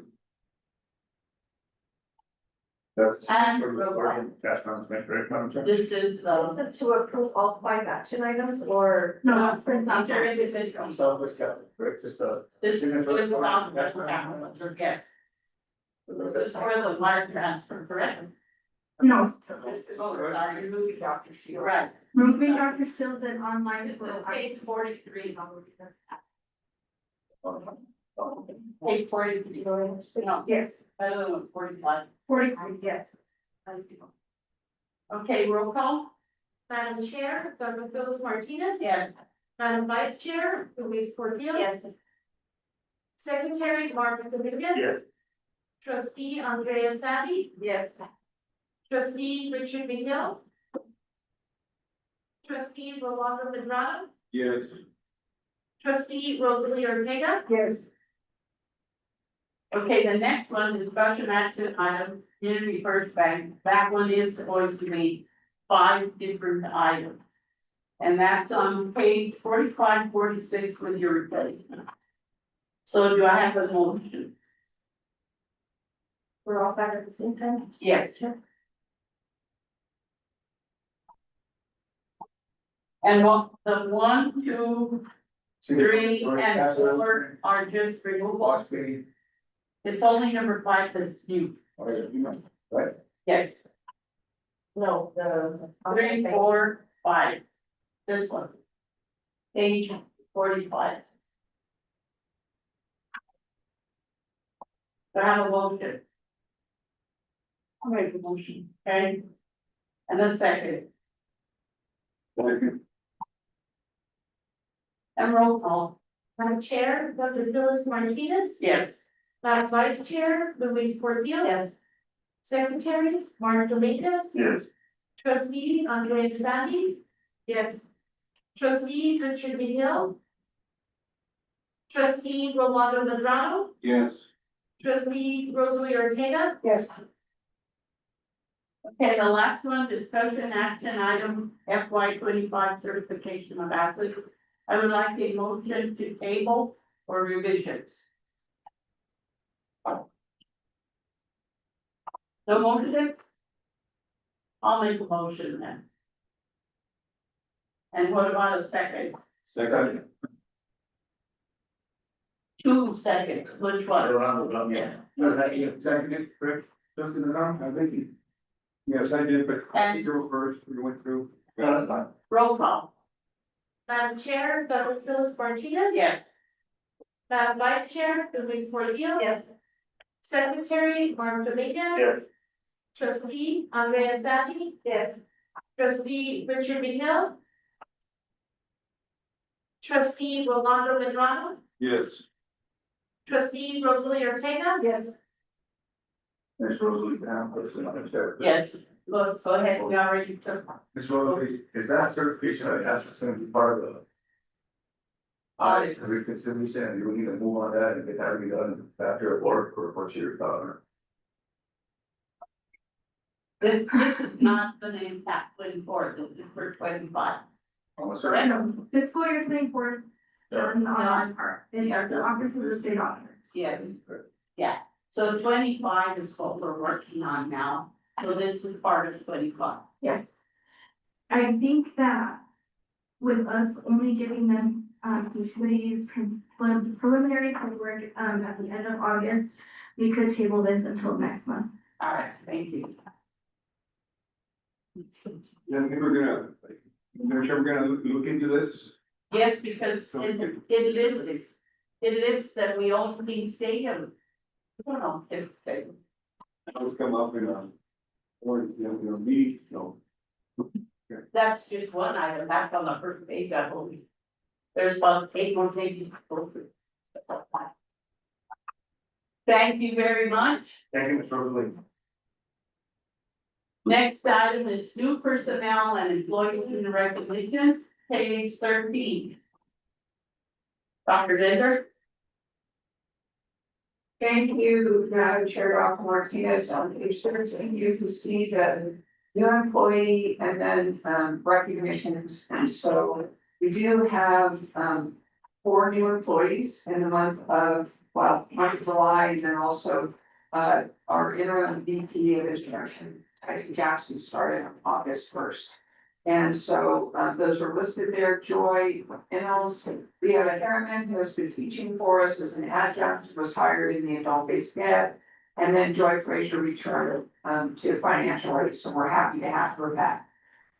We do have a number of recent separations that are listed there as well. And then we are listing also our vacancies to be filled.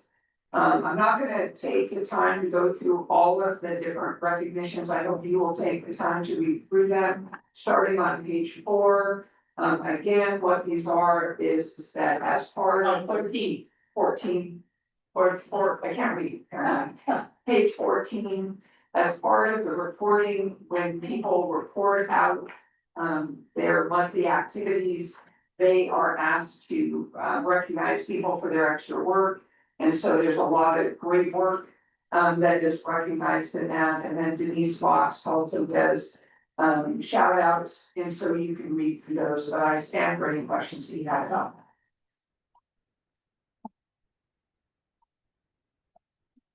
that. Any questions from anyone?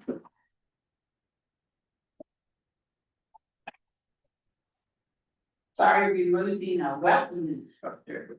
Yes. Then if there are no questions. With. I think you're good at, but you're nice, sorry, with, shared governance. And there's no reporting and Crystal just left. And then item 10 with the item, and I guess lost track. Board of Trustees updates, so I will give an update on executive. Which was part of your handouts. Human resources, which are in this particular report, and the other thing was the news article with John Martinez that I happened to see in the Las Vegas Optic. NMHGD updates, welding, presentation on IT infrastructure. Finance updates, exit conference, oversight of finance office, Melissa, I'm now on contract. I'm doing reconciliations and working. Action item 4, action item, the next action item, and the next action item we already discussed. Student housing updates. Let's see. Design revised for permanent foundation, improvement on quality of construction and operational sustainability, audit status, new housing proposal, and adjusting the budget for available grant funding. I also saw that in the report, I guess 48 students are already living at Hopkins University. And contracts. if you noticed this morning when you were coming into the parking area, the girls happen to be running. It's nice to see students actually out. Would have been nicer if they would have a dorm to live in. Yeah. Oh, well, I agree. Academics and student services. Chess, enrollment. Customer services training. Facilities updates. And I was going to ask about the sign, but I saw that, I believe your report somewhere. That was somebody coming to install yesterday. So Madam Chair, there was an update that was in facilities, but yesterday I learned that the company's structural engineers were installing that are now 6 weeks out, and so Director Griego is looking for a local contractor to assist in that. All right, maybe checking with West Las Vegas with the sign have a sign, I don't think. He's got a list of locations. Sounds good, thank you. And then the action items, which we had looked at. 3 items that are going to be tabled, that were tabled. And we still haven't received anything from the LCC Foundation, and I know that what they wanted was to us to participate with them. To review the MOU, but I think that would be up to them to develop an MOU that is specific. How they give out their scholarships. Follow-up requests, you can see all of those there. And new trustee training. And that's actually for all of us, the first and the second tentative. I can provide a list of people who have responded to the board, and I'll do that. Or maybe Leslie Ann, you can provide it, now that we don't do roll report. Let's see, board laptops for trustees not present. Other items, that's it. Oh. Okay. That's it. So, are there any questions about the executive committee meeting or any additions from trustee Dominguez or vice chair Portillo? Thank you. All right, thank you. The next one, we've already done the audit, the finance committee. The next report will be academic, facilities first. No, academic first. So that would be trustee Madrona?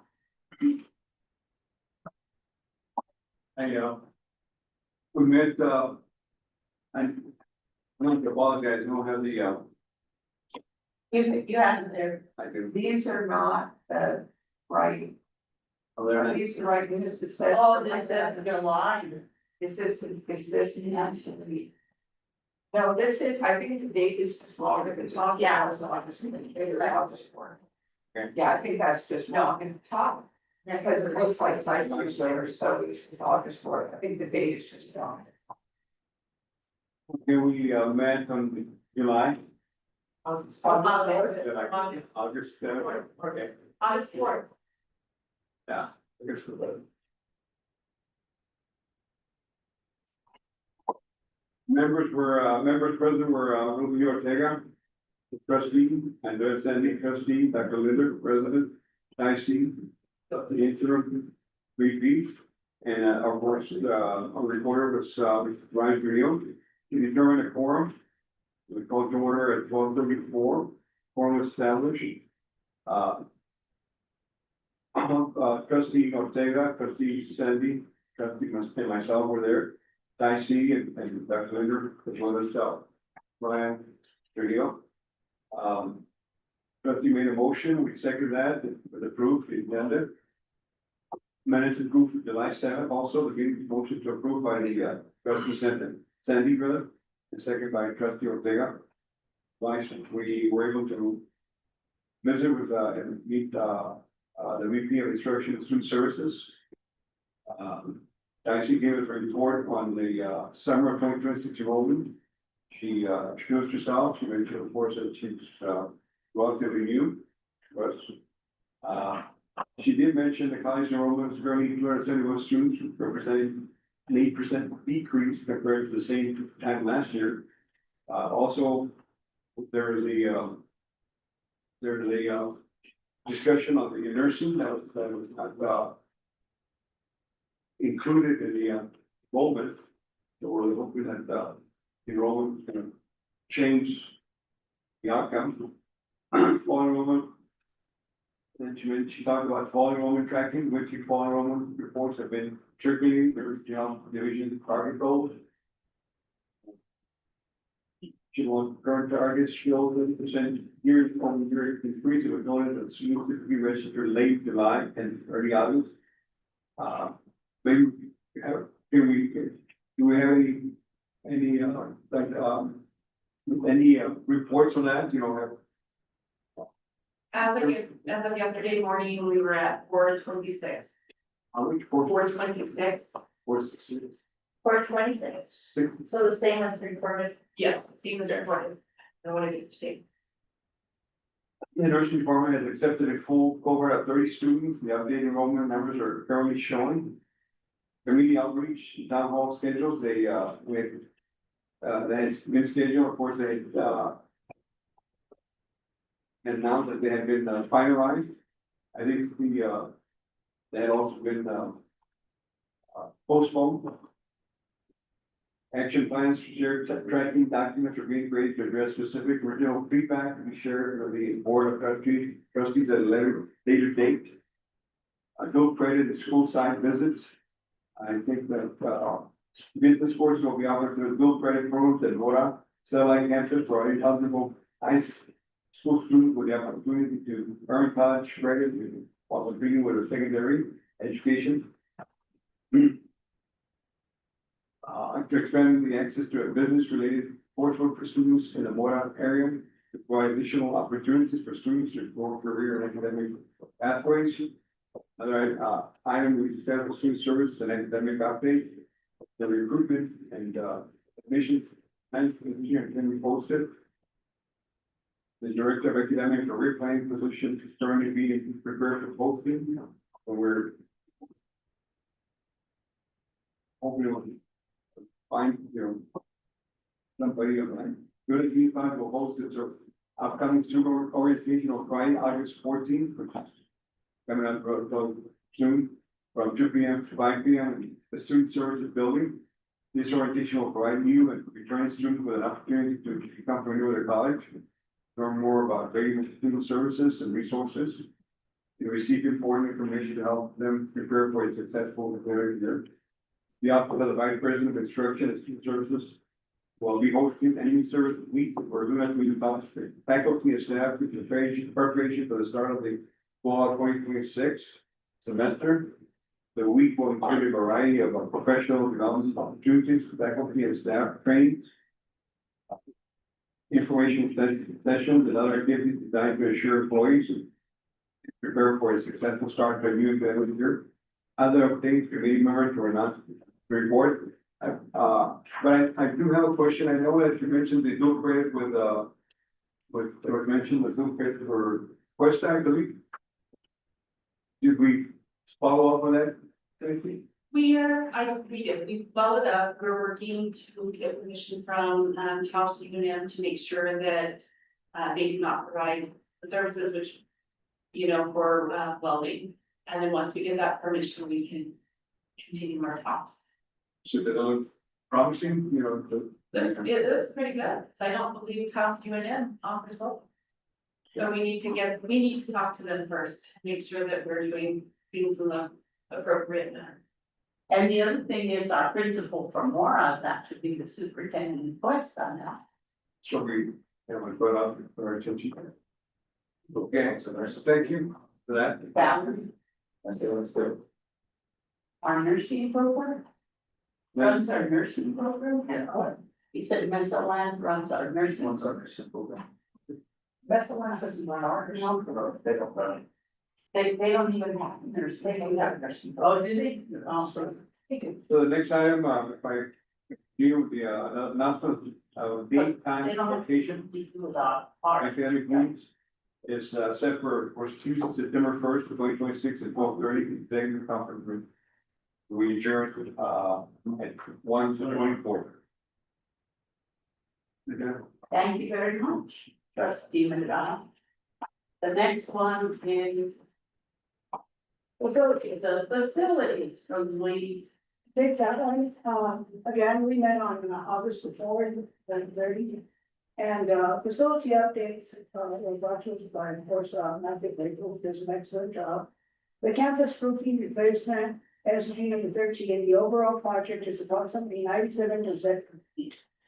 Progressive roofing is near completion of the trades building roof and replacement project.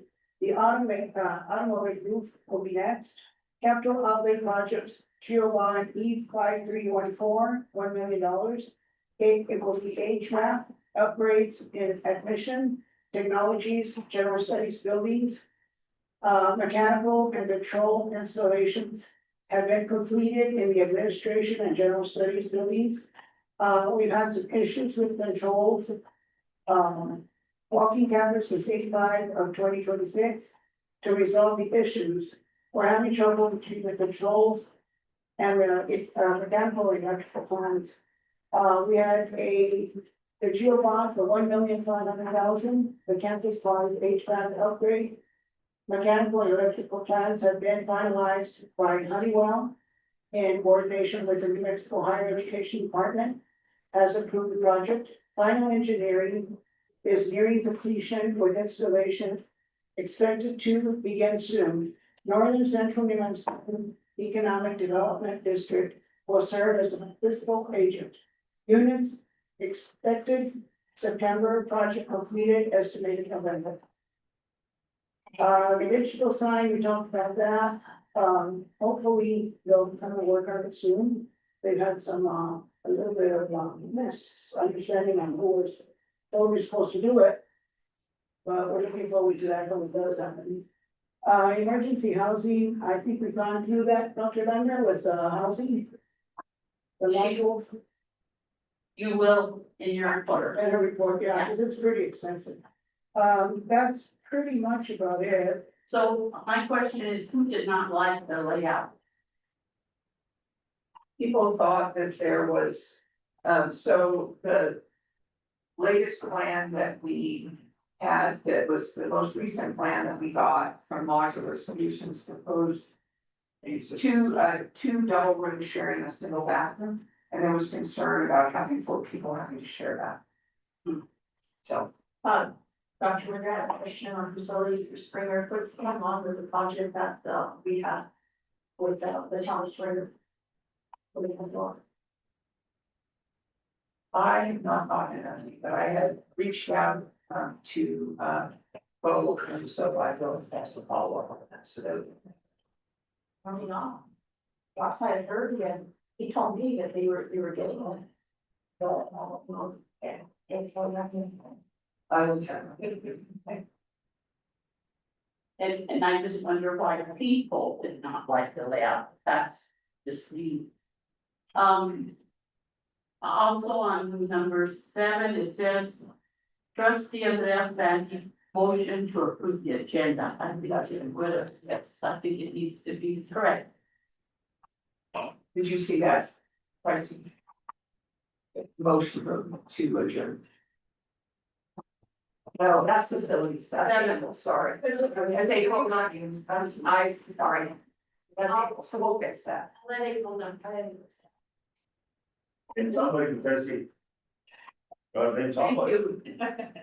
So the next item, finish the committee reports is board retreat, possible dates, and I think we settled on October 1st and 2nd. And Leslie Ann has a list of tentative list of presenters, of which there are either 8, possibly 9. And she will forward that to the board members. People have already responded that they would be available with the topics. The only thing we have to do now is reach out and ask them what their speaker fees are. And, travel, I think probably none of them. And whether they will be in person or Zoom. Pardon? And whether they will be in person or Zoom. That would be the one from LCC. The rest of them are all gonna be in person. And any other, Like 2, 4, 3, 6. and also, it will be held, I think at CNM, they have volunteered to allow us to use their facilities, which will help with the IT. Well, they are even possibly going to provide catering from the culinary services, they're looking at that. And the Hispanic Chamber of Commerce is helping us to look for places to stay that are close by. And so is CNN, so we're on track. Madam Chair, can you provide a list of the topics? Leslie Ann will be sending the emails. You have the list, Yeah. because you're the vice chair, the Yeah. rest of the people don't, so yes. What's this gonna say? Do you want me to read them out? Yeah, you can read them out. Yeah. I haven't heard you, but I think you need to stop, you've been doing. Yeah, you know, I've been doing too much talk. That's why everyone knows Your your topics for me. Your turn. Go ahead. I have to find them. Give me a minute. Thank you, Lizzie.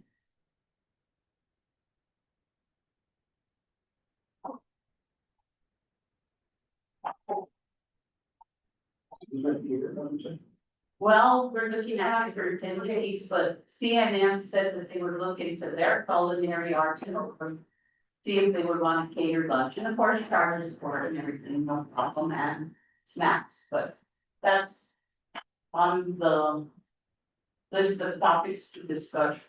I have, You want me to? no. Have effective leadership by Michael Rivera, OMA with attorney Carlos Padilla, with Cuddy McCarthy. Law firm Capital Outlay Finance with Robert Archuleta, HLC with Sierra Fernandez. Chess and Birthday, and Dr. Miller is going to get in contact, I don't know the name that we spoke to, but I don't have. HET Finances with Loretta Montoya, LCC Foundation with Clifford Reggingsburg. Board roles and responsibilities with Virginia Trujillo. Possible Zoom for ACC teamwork, still working to try to figure that one out. And that's what I know as far as. That's 8, possibly 9. Any other questions? Thank you, Lizzie. Next item is president's report. Thank you, Chair Dr. Martinez. My report starts on page 17, not page 7, so page 17. Let me just start with a little bit more detail about the student housing. We do have last time I checked, which was Sunday night, 48 students that were signed up to live in housing, the softball team at Highlands and Connor, which they just recently renovated. But those aren't all softball, there's some baseball. And then baseball, yes, and so, yes, so we have 24 softball, rest, but softball team moved in, I'm not sure about baseball. But softball team moved in on Saturday. And so we do have 48 contracts, we, as far as I know, even though we've opened it up to other students that they don't have to be athletes to live there. I don't have any indication right now, but so if you know somebody that's looking for housing, we have notified those students and we've notified faculty and staff, and we definitely want to have that option available for that. And I've sent out a couple notifications about that. I did get a revised sort of housing plan for Modular Solutions that was mentioned at both about when we were giving reports of the executive and the facilities. The recommendation from the facilities committee is that I do talk to two contractors that are local and see if there's options that they are interested in working with Luna on that housing. The two companies that were recommended were Franken and then Jim Sena out of Santa Rosa. And so I'm going to be following up to see about a conversation about would a brick and mortar, could they do something that for the amount of money that we have, and having conversations with that. So I will be following up on that in the coming week. We already talked about, Justin talked a little bit about the Chess SIS project, and we are in full swing. There's a lot of work that's been going on with that. We do have people that are coming at the end of the month, or I guess actually right at the beginning of September.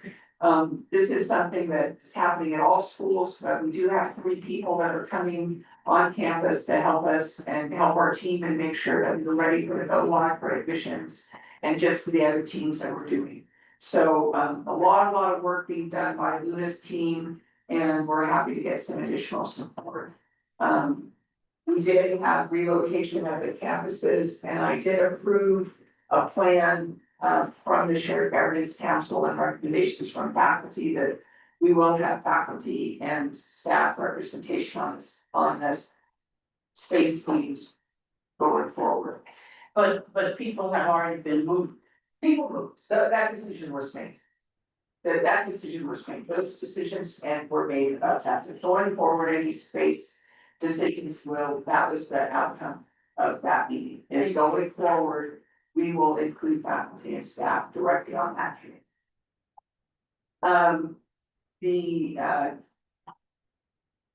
I have reached out and proposed dates for the town hall for Springer and Santa Rosa. I haven't heard back, so I proposed that week of September 8th for rescheduling of the town halls, and I will let you know when I hear about that. And there is not any update on the feasibility study. I don't anticipate that we're gonna hear anything right away. I don't have another update on I do have an update on the Regional Development Corporation. I think that funding is gonna come through. And we did get money awarded for the phase 3B for the landfill. So that money is coming through, so that's exciting. We've already talked about the capital outlay projects. We've signed some. You mentioned September 8th, that's Springer Santa Rosa. No. So I don't know, but she's doing outreach. I have reached out, and I reached out to Springer to see if September 8th would work, but I haven't heard. Those And I are reached out to see if September 10th would work for Santa Rosa. So I thought you might be already in town, and so that's why I thought that might be. It's September 8th, that's one week. But this is the town hall, which would be in the evening, it would be in the evening of town. The town halls would be in the evening, the town hall's gonna be in the evening, but those I have not heard back. Okay. For those as well, we have been working closely with HED to sign agreements for funding, and so I mentioned that in my report. Athletics is in full swing. As I mentioned, we did hire at the end of June a baseball coach. We've got about we have all of the sophomores that have registered for classes, but we're working on getting all the new incoming freshmen registered for classes.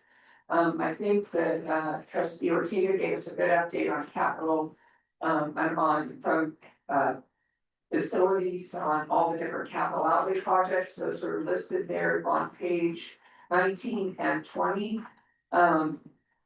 There's been a lot of work done under Jeff Gamblin and Amanda Nelson on the website. And he sent out an email, I think that went out this morning. The plan is we had originally thought it would go live a little bit earlier, but anyway, right now we're looking at August 17th for a go live. So Amanda's been doing a good job of when we worked with the company to do this rebuild, and they had a lot of canned photos in there. So Amanda's done a great job of checking that content. I looked at that, and so that is gonna go live. But one thing that's new about this website is that we will have an intranet. So we will have an ability to have a single sign-on for employees to go in and get information that would only be for employees. So that's not something we currently have. So that's a lot of work. So shout out to Jeff for all of that. So that's the big thing, and a lot of work by Kira to get the copiers up and going. And we are working on, also, we have $250,000 to spend on the on for network, and so we're hoping to bring an action item forward at September for that. So we're getting working on that. So that is my report. I have a question. There's nothing on Springer. So can you please? So Springer is not in my report, it's in Tyce's report. But are you asking about personnel update? Anything, there's just, I don't know what's going on being credited, and you gave a report on Santa Rosa, you gave one on Mora. Oh, in a Springer. I don't, is it in my report or in Tyce's report? I believe it's report was Tyce somewhere here on this. I think that I see it's on 23. Spicy starts on 20. They would maybe it's Tyce to Right. for Tyce. And so what I will say is that I don't think that there probably was a report because we haven't filled that position. Right. And so but we will get an update. I don't know if we have any updates about dual credit at Springer. Yeah, that's my main concern. I mean, even if there is anybody there, I'm trying to make sure that the people who credit address their. And I don't know if you've seen, I don't know if everybody's seen it, but the community garden. Jerry's done a ton of work and that greenhouse is up and that is going forward. And so there's a lot that can be done with that. And one of the things that I love is that the high school would actually participate in that as well. And on page 25, it talks about Sherry Goodyear team at Springford, at least for the summer. She did talk Yeah, about that. I'm sure now with the dual credit getting signed up. Yeah, we'll follow. Or even anybody, you signing up. No. We do have Alejandro that handles dual credit, and so we can get an update on Springer enrollment. If somebody should be overlooking, even though we don't have somebody, we can just see how it goes. That was the job of Dr. Romero, right? Yes. And I will. So now transfer to Ms. Tyson. I'm handing it over to you, Tyson. And Nora, don't forget Nora. Looking good, greenhouse. But the community would have to pay for it, and let me tell you, they want it. Wait, another years. Oh, we have many millions. Nobody knows where they are. Go ahead. I just say good afternoon, Yeah. Madam Chair and Board of Well, we haven't Trustees. had lunch, it doesn't qualify. Let me give you an update on the enrollment is currently at 464. As of right now. So it was 426 yesterday, 464 right now. Oh, but that's better. Advisors, directors, and the registrars. And they still have 1 week to enroll. They have this weekend and next week, and we will get a lot in that time. Those are FTEs, Ms. Chris? Those are FTEs or those are? That's combined. That's just the count. Yes. I feel like trustee Madrano covered a lot of what my update included, so I will try to hit on some areas that maybe he didn't. Staffing, interviews are in progress in two areas, the Springer site and recruitment and admissions manager. And then the academic career readiness director will be posted very soon. We continue in academics, we continue to pilot the prison course in Santa Rosa at the corrections facility. And this will be our third semester with this cohort. We're currently, which I can't really give specific data, I can give specific data, but I don't feel like, it tells us whether it's been successful or not because it's a pilot program, but we're at 76% success rate at this point. Gathering data, gathering assessment on what's working and what we need to improve upon. That's good. Can you elaborate a little bit more about that and explain to me what you're doing with it? Yes, so we have a cohort, we started with a cohort, 10 students, at the corrections facility. And what they're working toward is they're working toward a small business management certificate. So the small business management certificate can be designed so that it can be completed in 3 semesters. There are elements of the prison system that we can't control, such as lockdowns. And we've had to deal with what that looks like and how to extend time.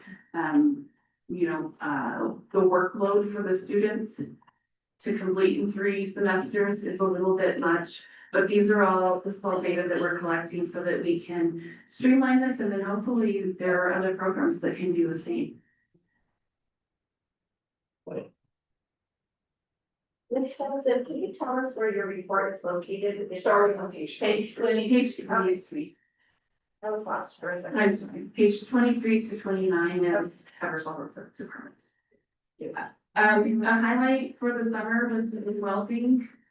There were 18 certifications from 15 students. This included a new certification for Luna, a GTAW 12-inch pipe schedule 80 thickness. CDL is going strong with permanent prep classes starting at the main campus and at Santa Rosa campus. In student services, during July, admissions and recruitment office received and processed approximately 90 new applications. LCC was represented during the summer in at all of these areas. Las Vegas 4th of July Parade, the New Mexico Department of Transportation Equipment Expo. Can I ask a question back to CTE? Last year, we had a prior board member call and tell us that he had gone to the skills program presentation, whatever, at in Albuquerque, a skills competition, and that there was no one from Luna represented there. Is that called Skills USA? Yes, and we asked a question, and we got in trouble. Secretary Dominguez and myself were asking the question, but well, I'm probably gonna get in trouble again for asking the question. Are the students, because this person who was on the board said that Luna always used to participate and they always used to come away with trophies of all kinds. So I don't believe, I'm sorry, Madam Chair, but I don't believe this, but you asked the question, I just put it into the added comments. Oh, watch you in trouble. Madam Chair, I don't feel like I can speak on that at this time. I do know what Skills USA is. I do know that that is something that we were heavily involved in. I know that it's an incredible program. It's something that I will follow up on. okay, thank you, that's all we want. No comment. Dr. Linder, did you have another comment for me? I think that let's get Tyson to give an update. I do know that that is something that Director Forrest is working on with her department this coming year. Thank you so much. I do know that Alejandro Montoya is working closely with the dual credit satellite areas. I will find out what's going on in Springer. Because there's not representation there, but I will find out what's going on and make sure that that's covered as well. I'd like to offer my services. If I can help you with Skills USA, I'd be more than happy to. I was an instructor, our students participated. I was also one of the judges at the state level. I was asked to go to nationals, but that year it wasn't possible for me. But I had a very good friend that was one of the judges at nationals, so any information I could get for you, be that. Wonderful, thank And you. I also ran the program for the VARS program at the facility, so I do understand of the inmates and having no control over month-long shutdowns. But we did pull it off, 4 hours a day, with pulling in the 1,200 hours for VARS certificate, and very successful with a 98%, 99% passing rate. That makes me think about, the inventory that is over there. Dr. Romero and myself, when we went to register the students for the business program, I was able to see, and kind of take note of all of the inventory that we have, and so we are going to go retrieve that. Not to bust your bubble, but if I remember correctly, I do not put it in there, but if it ever made out, I think it was supposed to remain with GEO. But it no longer belongs to GEO, so on a technicality, you might be able to get it back, and there was. All the equipment stations, and of course, we had a lock cage with 10 stations, everything was for 10 students. Including the bags and everything belonged to Luna. Nothing belonged to the students, of course, and GEO is no longer the owner of that prison, it's the state. And I've asked about the other programs around the state, and it's a technicality, a legal technicality of revamping that part of the program, and that's unfortunate. I'll ask about that. I will follow up on that. Can you clarify who GEO is? It was the company that had, come on, it was. This is a private company. Yes, it's private. Okay, but it's. It was out of Florida. But used to be Warden when I worked there, it's living in Santa Rosa, so I can get that back to my paperwork, I should have their contact. But they no longer own it, so they really don't have anything to do with that. They moved out, they had Hobbs, and they also had, which is how I started the program. I mirrored the program in Hobbs and put it in Santa Rosa.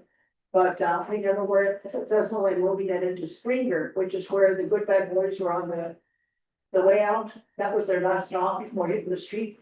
And I wanted to desperately put it in there, and that way we could move into the state.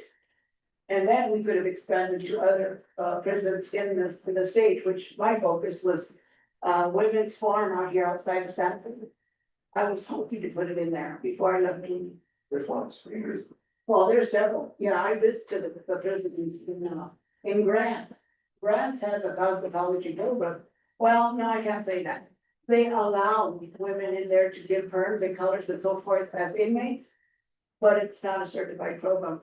It is a state facility though. I don't know how they get by with that, but I know when, before we built the prison in Santa Rosa, I did visit those women's facilities and I was shocked. That they actually had access to perm suction and, peroxide. You can make a ball out of peroxide. But, yeah. Oh, I don't deny in that prison. I did 6 years there. Thank you, trustee Ortega. I will follow up on The that. scissors and the shaving utensils would have been my biggest problem. And I can brag, 6 years, 2 times a day, my inmates were stripped, completely stripped. And I never lost even one clip, and I was responsible for over 3,000 tools twice a day. Twice a day, never lost even one clip. Well, I'm glad you deserve to be on the board now and wait for all that. I had an employee sheet that, man, I could account for everything and I'm awesome. We had a successful summer program at all the sites. One I would like to highlight is the Mona Heritage Youth Camp Intensive Program, which our very own Dr. Phyllis Martinez presented on the history of Mona. And one of our full-time faculty, Dr. Billy Matthews, portrayed a historical character in a living history presentation. We do have a discussion item, which is the catalog. And I'm going to have Rachel Lucero, the registrar. So I have one question. On the Santa Rosa satellite, VHS was bought in high school? The accomplishments. Okay, what's that? 24. Page 24 is bought. VHS is bought. So there's a possibility that we will have to do a credit with Santa Rosa and bought. We use a lot of stuff. Oh, there's. Okay, Oh, very good. But that's fine. I got my question answered. Are there any other questions that I can answer? before I hand it over to Rachel. Yeah, I too, I know it's already done all with and. Is there potentially in the future, some robotics company for our students for the young kids? Oh, for summer program? Yeah, so I, that's our goal, but I have been asking and asking. Do you foresee? I can't answer that, but I sure can have that conversation with those who run those programs. Yes, great suggestion, everybody knows robotics. Yes, I have one more, something that do we foresee in the future of having any kind of classes with drones? I can't answer that either, but Look into it. I can look into It's an that. up and coming career. Yes, it is. I've asked that just The drone, or that since 2018. Guess what? well, we get those for everybody. Well, big thing, 6 years, we got a green house and 10 more years, we might get a drone. I get something. Drones and robotics, other counties. Thank you for those suggestions. I think Rachel might be able to answer that. So wait, 1 second. Mr. Martinez, would you like to provide some information for the board? Yes, We appreciate your being here, because we know you're a busy person, you have lots of students, and congratulations on that part. okay, thank you. I just wanted to make a comment. We, as a member of the American Wellness Society, we're gonna have our first meeting of the American Wellness Society here on campus. So in September, Great. and, I'm gonna try and do my best to advertise as much as I can, so I can get as much, So could you invite us? Would like. yes, I can invite you. Okay. When do you feel? It's in September, I'll get an exact date and, put it in. It's usually the third Thursday of the month. 17. Yeah, probably the 17th. And I thought I mentioned that it was not in a high school report, so it might have been sort of. Okay, that's, thank you for the work. Okay, Ms. Rachel. So as for drones, we do have drones that were purchased a while back. Our issue is that we don't have faculty, who are licensed with the FFA to actually teach the course. I do know that for Sherry's program, they did have some robotics that was involved in Sherry's summer program. And we do have robots that Nicole Collins still has from STEM. I know that she has been wanting to do a robot rodeo, we just haven't had time with the transitions that we're going through. That's Nicole. Nicole, yes. I think that's, And it's time for any questions on the catalog. you're the expert at it. I just have a question, I guess we could do it for next time, but the map update that we talked about in the committee meeting. You're gonna update with that? Yeah. The map has already been updated on the catalog, so the pink buildings are no longer there. No, I think I was gonna add a date. Yeah. Well, they wanted to add a date, we can do that. We A can date on the catalog? on the map. Okay. Well, now, and then just label that one, There's one building that's right next to, the athletics building, that's Norman Sennis building. It doesn't, it's not on the budget, and so there's a few things that we need to update on the map. Okay. So we can do that.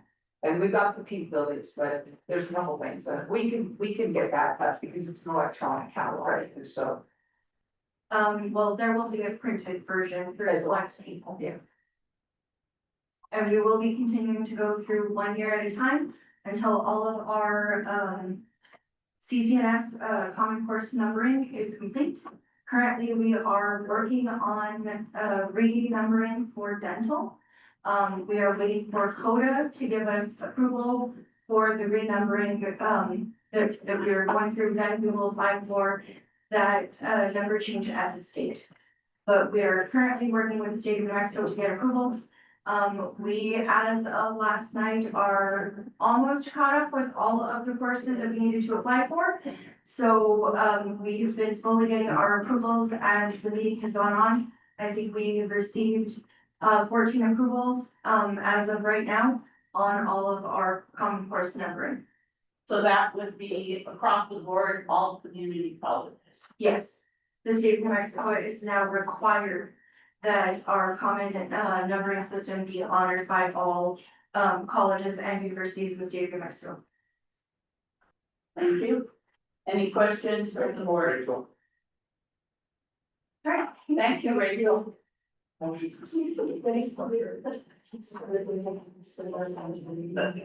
Okay, we need a motion to approve 2026. I'll make a motion, 2026, 2027 catalog. With the features of. Yeah, I'll work. With map update. Yes. With updates?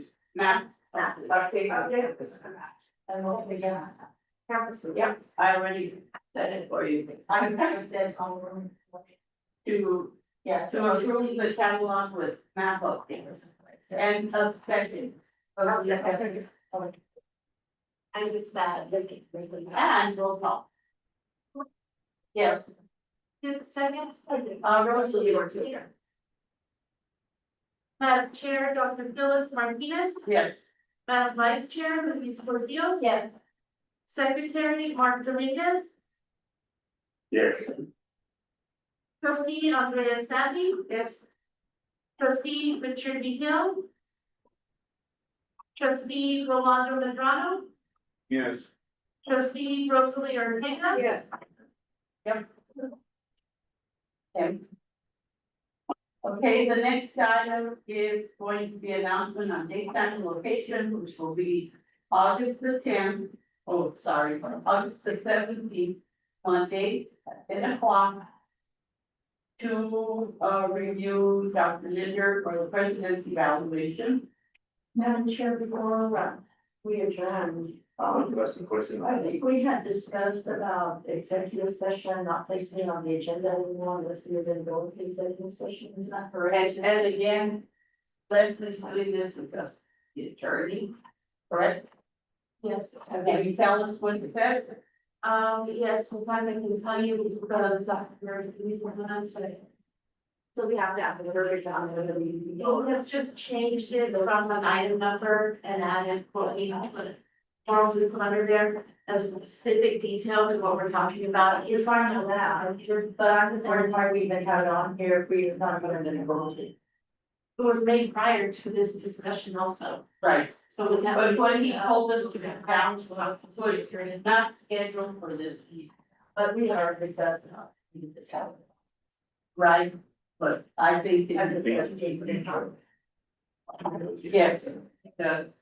So maybe that's a question we need to ask him again. We absolutely have to have it on the agenda. You know, In response to a question from Vice Chair Portillo.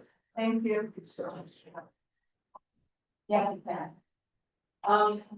Next meeting after August 17th is Tuesday, September 8th, regular board meeting for September. And I need a motion to adjourn. What? Oh, 12:21, we didn't do that considering, 15, correct? the first one is paid that Monday. Yeah. This one. And then she. Regular board meeting is right there, letter A, Tuesday, September 8th. You putting it on the calendar? Meetings are the first. First should be the final. Pardon? Always, committee meetings before that, Or the first. yes. Yeah, sure. So, motion to adjourn, can I have a motion to adjourn? Motion. And a second. A second. Madam Chair, Dr. Phyllis Martinez. Yes. Madam Vice Chair, Luis Martinez. Secretary, Mark Dominguez. Yes. Trustee Andrea Savvy. Yes. Trustee Richard B. Hill. Trustee Rolando Medrano. Yeah. Trustee Rosalie Ortega.